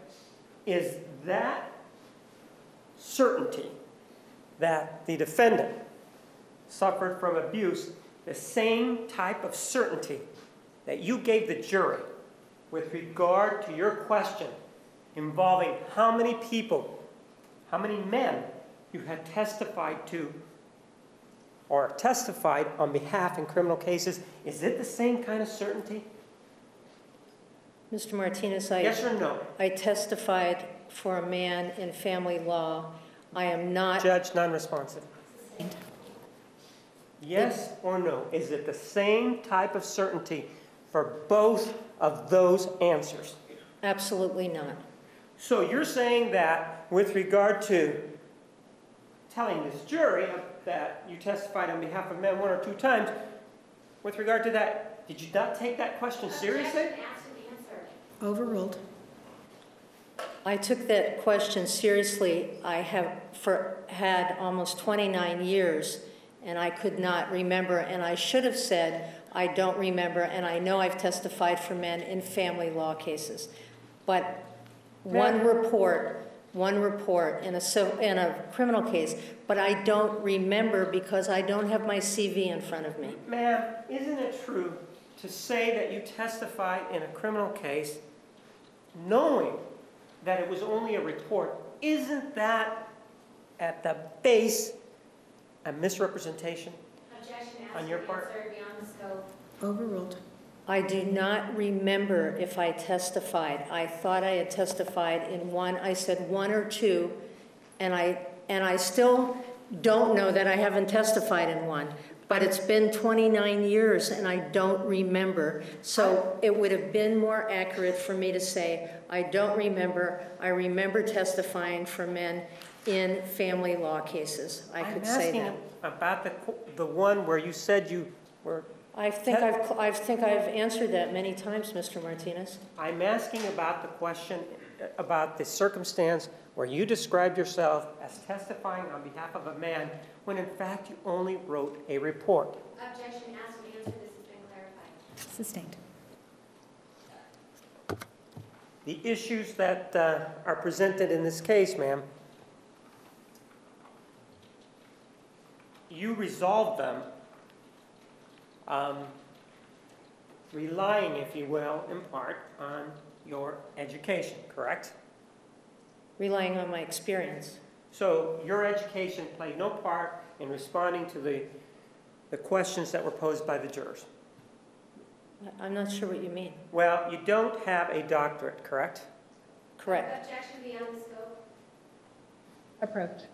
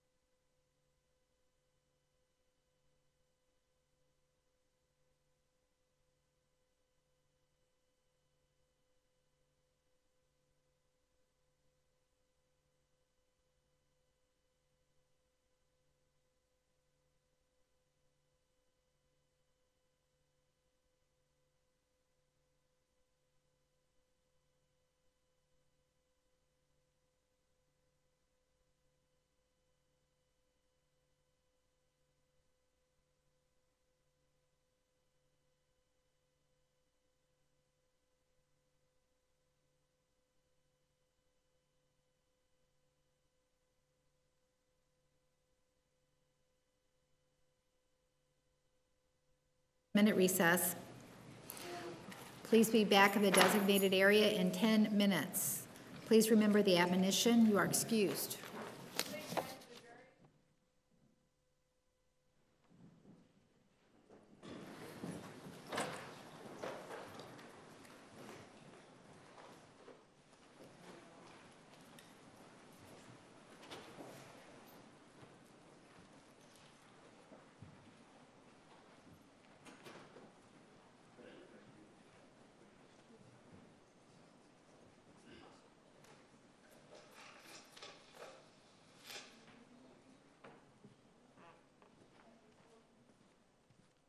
Record will show the jury has left the courtroom. We are at recess. Counsel, please approach.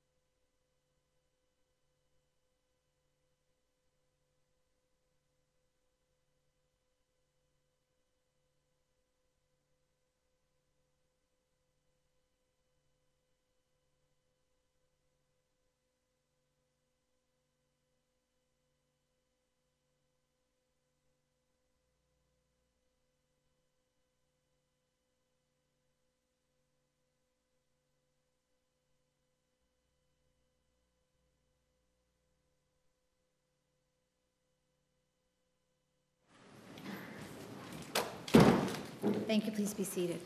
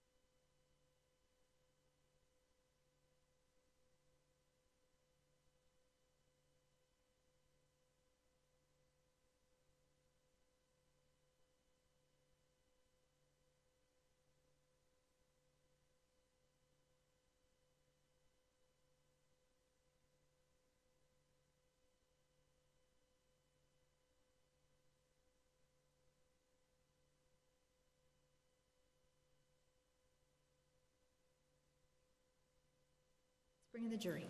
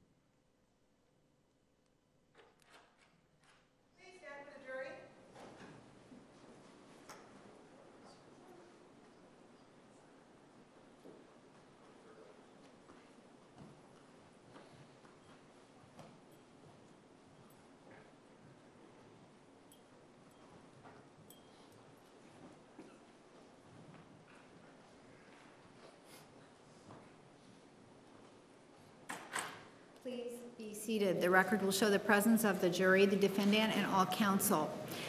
Ladies and gentlemen, as you know, juror number 11 is ill. The court has excused him from further participation in this trial. Mr. Martinez, you may continue. Ma'am, you indicated a number of things in response to questions by the jury involving Mr. Alexander, didn't you? Yes. You indicated, for example, that he irritated women. Do you remember testifying to that yesterday? I don't remember saying he irritated women. So if the record reflects that, would you have a quibble with what the record says? No, I wouldn't. And you also indicated that he played women. Do you remember saying that? Yes, I remember saying that. The other thing that you indicated was that you wished that you could get a complete story from Mr. Alexander, correct? That would be good, yes. No, you said you wish that you could get a complete story from Mr. Alexander so that there could be a complete evaluation, correct? Objection is to the last part of the question. Mischaracterizes her testimony. Answer. I don't recall saying so I could get a complete evaluation. So you're saying that without Mr. Alexander's input, you're getting a complete evaluation in this case, right? I'm saying I have enough information to look at domestic violence. And one of the things that we looked at was your continuum. Do you remember that? Yes, I do. And you used different words for the people that were involved. And in this case, you told us previously that you believed that Mr. Alexander was a perpetrator, correct? I believe that I said I believed he was perpetrating domestic violence, yes. So if he's perpetrating domestic violence, he's the perpetrator of the domestic violence, correct?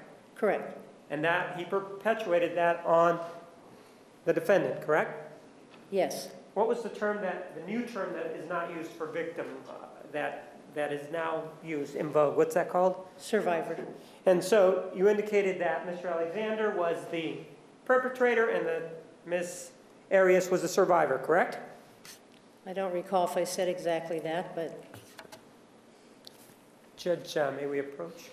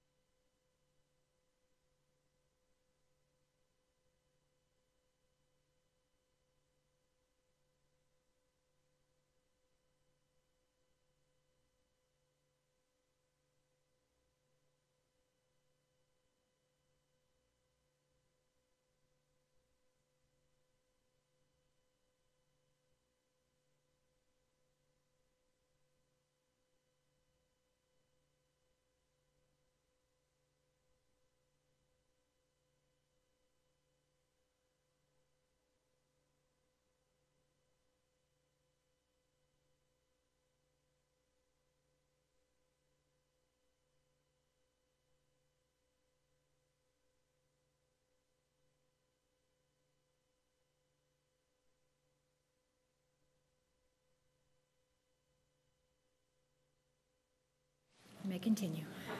Ma'am, as part of this evaluation process that you were hired to do, you were paid to do this process, right? I was paid to do this Right, I think you process. said it was $250 an hour, correct? Objection beyond scope. Overruled. Correct? Correct. And to testify, it's $300 an hour, correct? To testify is $300 an hour. Now, ma'am, as part of this process and in reaching your opinion about the domestic violence in this case, isn't it true that you evaluated Mr. Alexander? I looked at Mr. Alexander's behavior. So did I diagnose Mr. Alexander? I'm No, not- I didn't. I'm not asking if you diagnosed it. Okay. I'm asking if you evaluated him such that whatever decision you made, you incorporated it in your opinion in this case. I evaluated his behavior and I looked at his background to help me assess this case. And so you evaluated the behavior of a human being, correct? Yes, he's a human being. And after the evaluation of this behavior, you reached certain conclusions, right? Correct. One of the conclusions that you reached in evaluating his behavior was that he was a liar, right? I reached the opinion that he told lies. Well, No, I didn't call him a liar. I said he told lies to people, and those were in his words. Those were in his communications with other people, that he professed to being a virgin, and that was a lie. so people who tell lies are liars, aren't they, by definition? Not everybody who tells lies is a perpetual liar, but he had a habit of telling a lie. Right. Yes. No one's saying perpetual. We're saying liar. You added the word perpetual to this, didn't you, just now? Yes, I did. My question is, an individual who has a pattern of lying, which is what you said about Mr. Alexander, that is a liar, correct? Correct. Vague. Timeline of when the person's a liar. Sustained. In this case, ma'am, whatever time frame you used when you testified and spoke to the jury, you indicated that Mr. Alexander had a pattern of lying, right? Correct. And you just said that if anybody who has a pattern of lying is a liar, correct? Objection. Foundation. Overruled. I said that Mr. Alexander lied. Yes. And he had a pattern in addition to that, right? Correct. And anybody who has a pattern is a liar, correct? Yes or no? Yes. The other thing that you told us about Mr. Alexander is that he escalated these arguments between him and the defendant, right? I said that he had a pattern of escalating. All right, and you called them rants, correct? Yes. And you called them rants based on the written word, correct? Correct. You couldn't see, or you have no way of knowing what his demeanor was when he was writing that, do you? No, I don't. And in fact, you've told us that 90% of all communication in this particular area is nonverbal, right? You can read into a rant. I know that you can read into a rant, but I'm asking you something different. Isn't it true that you testified to this jury that 90% of all communication in clinical settings is nonverbal? Yes or no? Face-to-face communication is what I said. When we are face-to-face, about 90% of our communication, and that's a saying in the field. And it's a saying that you advocated when you told us about it, right? Objection beyond scope. It's already been clarified. Overruled. Right? Right. In, for example, a text message, like the text messages that were referenced as part of the questions from the jurors. Isn't it true that in those, you don't even get to see the interaction of the two people, do you? In the text messages? Yeah. You get to hear the communication between the two. You get to see it on the page. Right. You get to see words going across the page. That's what you get, right? Correct. You don't get to see or hear inflection, do you?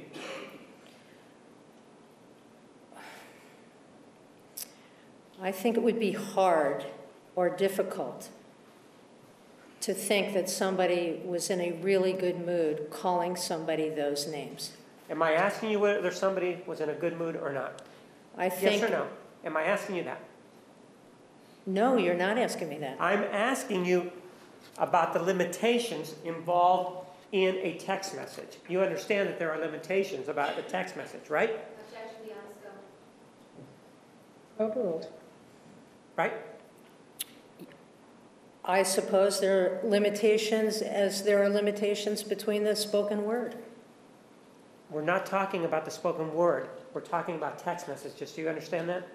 I understand you're talking about I want limitations. to talk to you about text messages. Objection, Judge. Only one person speaking at a time. He's interrupting her answer. Yes, that is correct.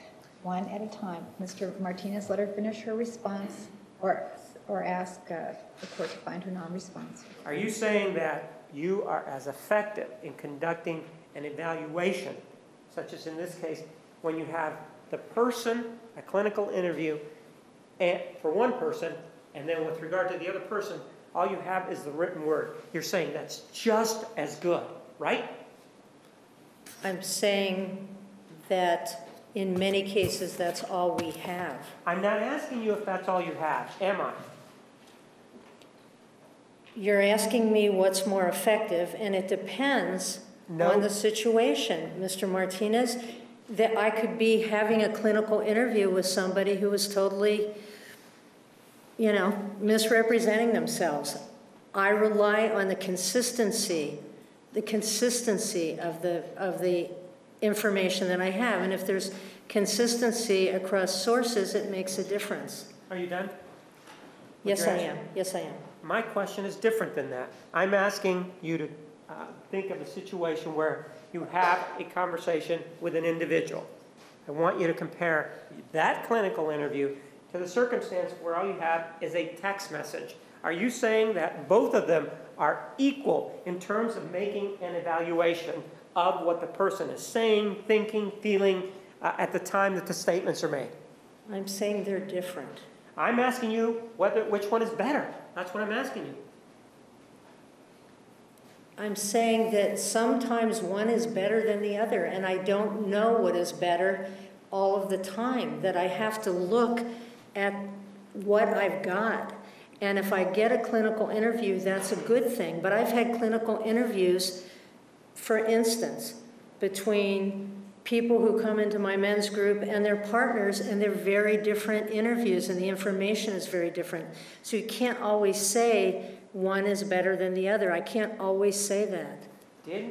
Doesn't that go contrary to what you just told the jury earlier today, what you just said now? I said I would like to have had an interview with Mr. Alexander, and I would have. And that means that by you saying that you would have wanted the interview, that means that you believe that it is better to have spoken to Mr. Alexander as part of this evaluation than to just look, for example, at text messages, right? You want me to say it's better. I'm not saying it's better. I'm saying there's more information. I get different information. I'm not saying I didn't have enough information. I'm not asking you if you had more information. You're saying then that it is not better to have the other person involved in this relationship, to talk to them, than as opposed to a text message? Is that what you're saying? Objection, asked and answered beyond the scope. It's been clarified. Overruled. I'm not saying that it's better, and I'm not saying that it's worse. I'm saying that comparatively, it would have been good to be able to compare the two stories. What I have is information that I think allows me to compare the two stories. I always want more information if I can get it, Mr. Martinez. Ma'am, one of the things that you told us was that going into this particular evaluation was that you believe the defendant based on the readings, correct? Based on which readings? Whatever readings you made, I don't know. Objection, That- this characterizes her testimony as Going into this evaluation, she believed her. Overruled. I didn't go into this evaluation believing Miss Arias. I went into this evaluation, as I hope everybody does, going in with an open mind and looking at what's there and what I can base my opinions on. And then you sat and you spoke to her for 44 hours, correct? Different periods of time, yes, I did. And during that time, there was other materials that was provided to you, right? Correct. And nowhere during that time did you speak to Mr. Alexander, correct? Correct. Judge didn't ask me to answer it. Sustained. And you would agree, ma'am, that your evaluation in this particular case is defective because you only spoke to the defendant who has lied and not to Mr. Alexander. I would disagree totally with your Thank you. conclusion that I'm Thank you. defective. I don't have anything else. May we approach, Your Honor? You may.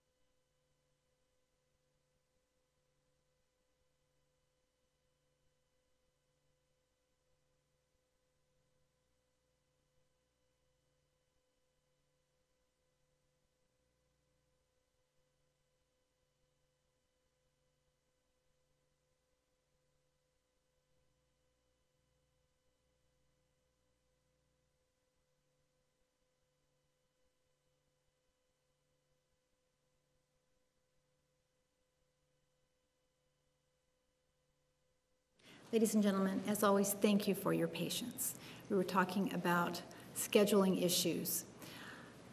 On Monday, please be back at 1:30, but please have your cell phones with you or be near a phone where we can reach you on Monday morning around 10 o'clock. As of right now, plan to be here at 1:30 on Monday. Are there any questions? I see there is a question in the box.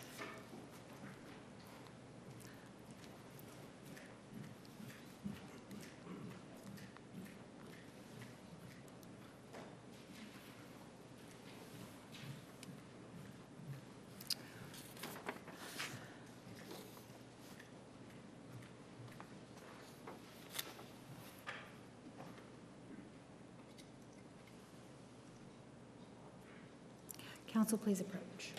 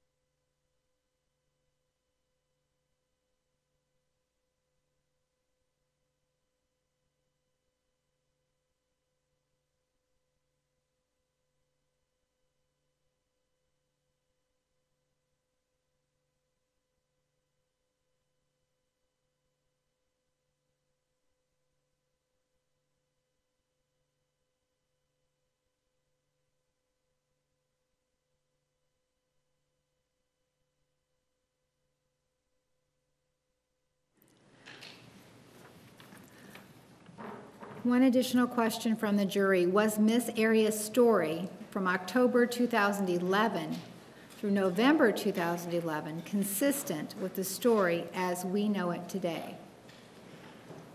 I didn't hear her testimony, so it was consistent with what I knew from October 11. From the time that I started interviewing her, her story was consistent with me, but I wasn't privy to her testimony. Any other questions from the jury? Any follow-up? Ms. Wilmot? No, Your Honor. Mr. Martinez? When you say her story was consistent, the story included the fact that, as you related to us, that the shooting occurred in the closet, correct? That was not her story. That was a mistake that I made in writing it down. I looked at some other reports, and there was a report. I have different notes, Mr. Martinez, and so on one of the notes I make no mention whatsoever of the closet, and I made notes from what other reporters said, I believe Dr. Samuels or Dr. DeMarte, and I wrote those notes down too. So I misspoke on that, but I didn't, from my interview with Ms. Arias, have that the shooting occurred in the closet. You did, when you spoke to the prosecutor back in November 2012, you did tell him that the shooting occurred in the closet, correct? I did.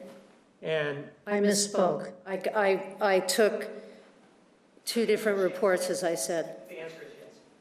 Okay. No, is that yes? Yes. Thank you. All right, ladies and gentlemen, Monday, 1:30. Please have a nice weekend. Remember the admonition. Your Honor. Sit right there.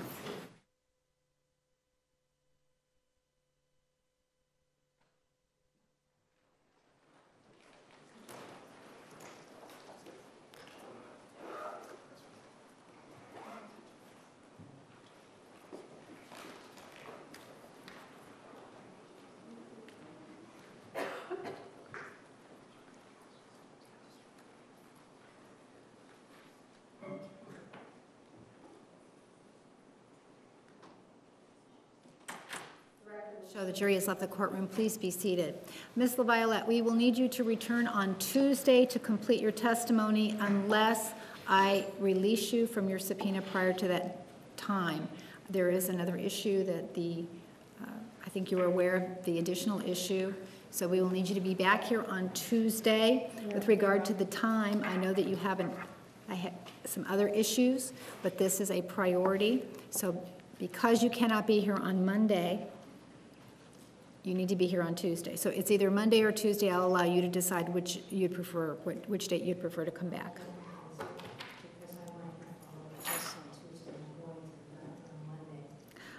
And I may have follow-up tests that Yes, I can do. Ms. Lila, don't tell me about your personal issues.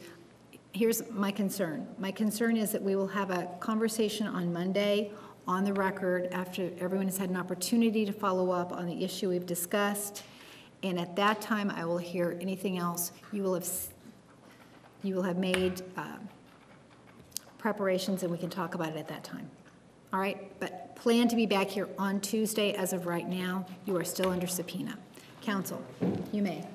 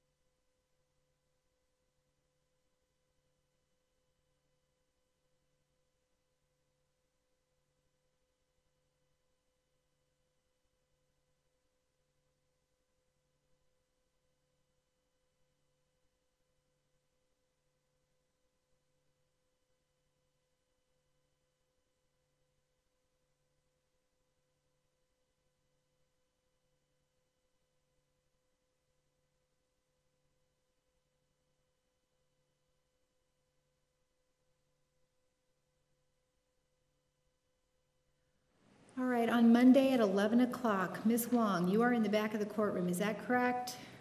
Yes, I am, Your Honor. Will you be here to testify? If you order me to, so. All right, I guess then I will order you to be here at 11 o'clock to testify. I understand that you have an attorney. If there is any issue, he can raise that. We will be here starting at 9:30 on Monday. All right? Yes. Anything else, council? No, thank you. Thank you. Have a nice weekend.